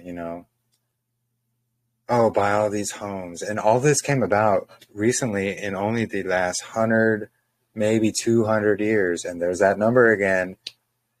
But so before this, we didn't really have cancer. There wasn't too much diseases. There wasn't anything like that. It's because of these multi-generational homes, these self-sufficient skills, things like that, being self-sufficient.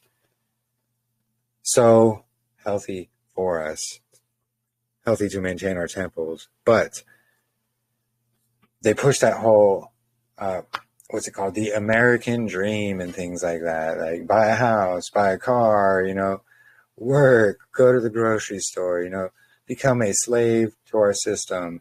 Now, all of a sudden, since all these frequencies and things like that have come out in the last 100 or so years, we see cancer, we see anxiety, we see depression, we see just anger, just so many different negative emotions.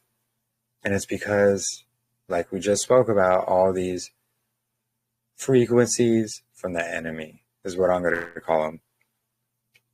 I know because I suffer from some of these things. I get anxiety, I get depression and things like that. And I know it has to do with, growing up in Babylon, eating things that I would never eat, now knowing. Unfortunately, not growing up knowing that. Being raised on like McDonald's and fast food and things. Now that's all you see is people going to fast food and these restaurants and stuff instead of cooking a home-cooked meal, sitting, having a meal with your family, things like that. Still hoping I've had a homestead desire for over 30 years. Yeah, I think we all may have that homestead desire. There's a reason why Hasatan has attacked and divided them. Well, yeah.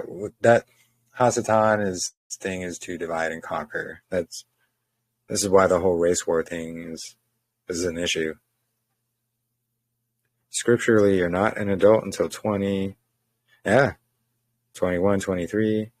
No, it's 20. So 20 and above, that's when you are scripturally held accountable for your own works, actions, deeds, and things like that. It's not even 18. Yeah, people are going off 17, 18. I did as well. I ran away, things like that, before I turned 18. Then when I turned 18, I'm like, screw this, I'm getting my own house. And then, as you can see, I gave you a little bit of testimony of what happened with all that. No priorities as a teenager. None whatsoever. It's definitely detrimental to our development of family identity. Correct. It really is. It's a lot of what I've been covering about Babylon. This is a lot what I've been covering about don't align to the world, whether it's people, traditions, whatever it may be. We cannot align to the world because then we will compromise. That will cause us to fall and stumble back into it. This is more reason we truly all need each other. I know probably none of us have a generational home or family. Yes, we have family, of course. But especially if we're aligned to Yahuah, we're following Yahuah. We're kind of considered outcasts by our families and things like that. Sure, they love us. Sure, they care about us. But because they are part of the world, aligned with the world, they have that type of thinking. And it's that thinking that, of the world. You know, oh, this, that, you know, go to this psychiatrist, go to this doctor, these white robed witches. You'll feel better. This is a whole cover up about it. And then, you know, now we're trained up to get out the house at 18, you know, go start immediately slaving away for big fat cat corporation. Don't worry about anything else. Focus on making as much money as possible so you can get the biggest house, the loudest, fastest car, things like that. Like, chase these worldly things is what we've all been trained up in.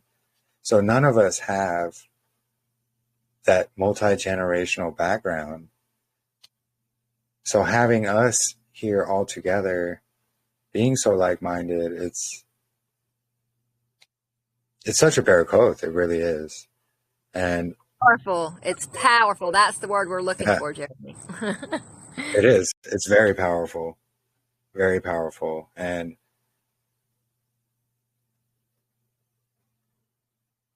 my point is, what was my point? We truly all need each other is what it is. Really is what my main point is. And because we don't have a generational background, we all need each other even more so. So we are our own generational background.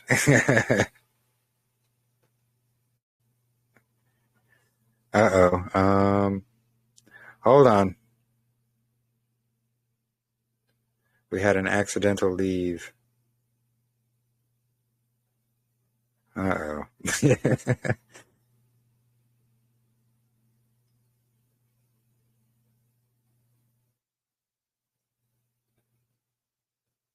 Here, let's see.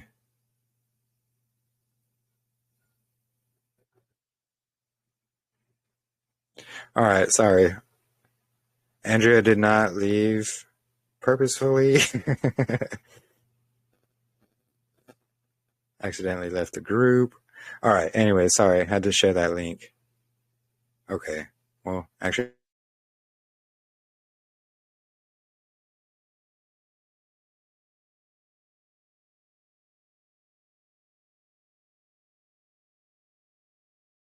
oops, now I'm having technical difficulties. I accidentally joined the link on my phone. All right, anyways. There we go.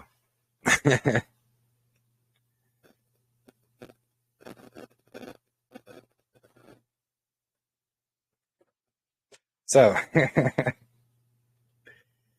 yes, that's the second time that's happened, actually. But no worries. Anyways, before I was distracted,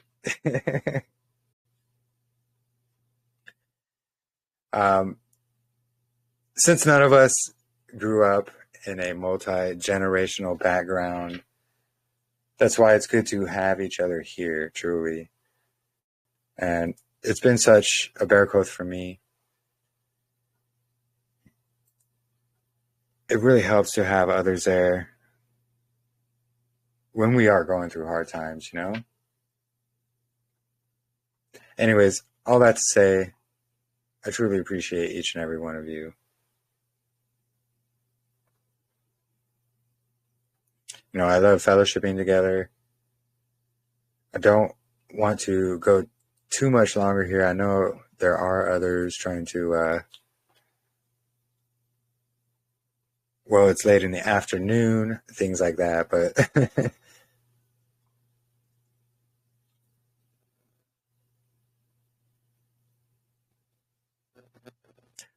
let's see, sorry. So yeah, I know I myself am getting hungry. All of this talk brings me the appetite. But no, anyways, I love fellowshipping with you all. It's great coming together every Shabbat, going over all this. I'm thankful to have each and every one of you to support, and I support each and every one of you as well. Stay tuned. because part 4 is going to be next Shabbat.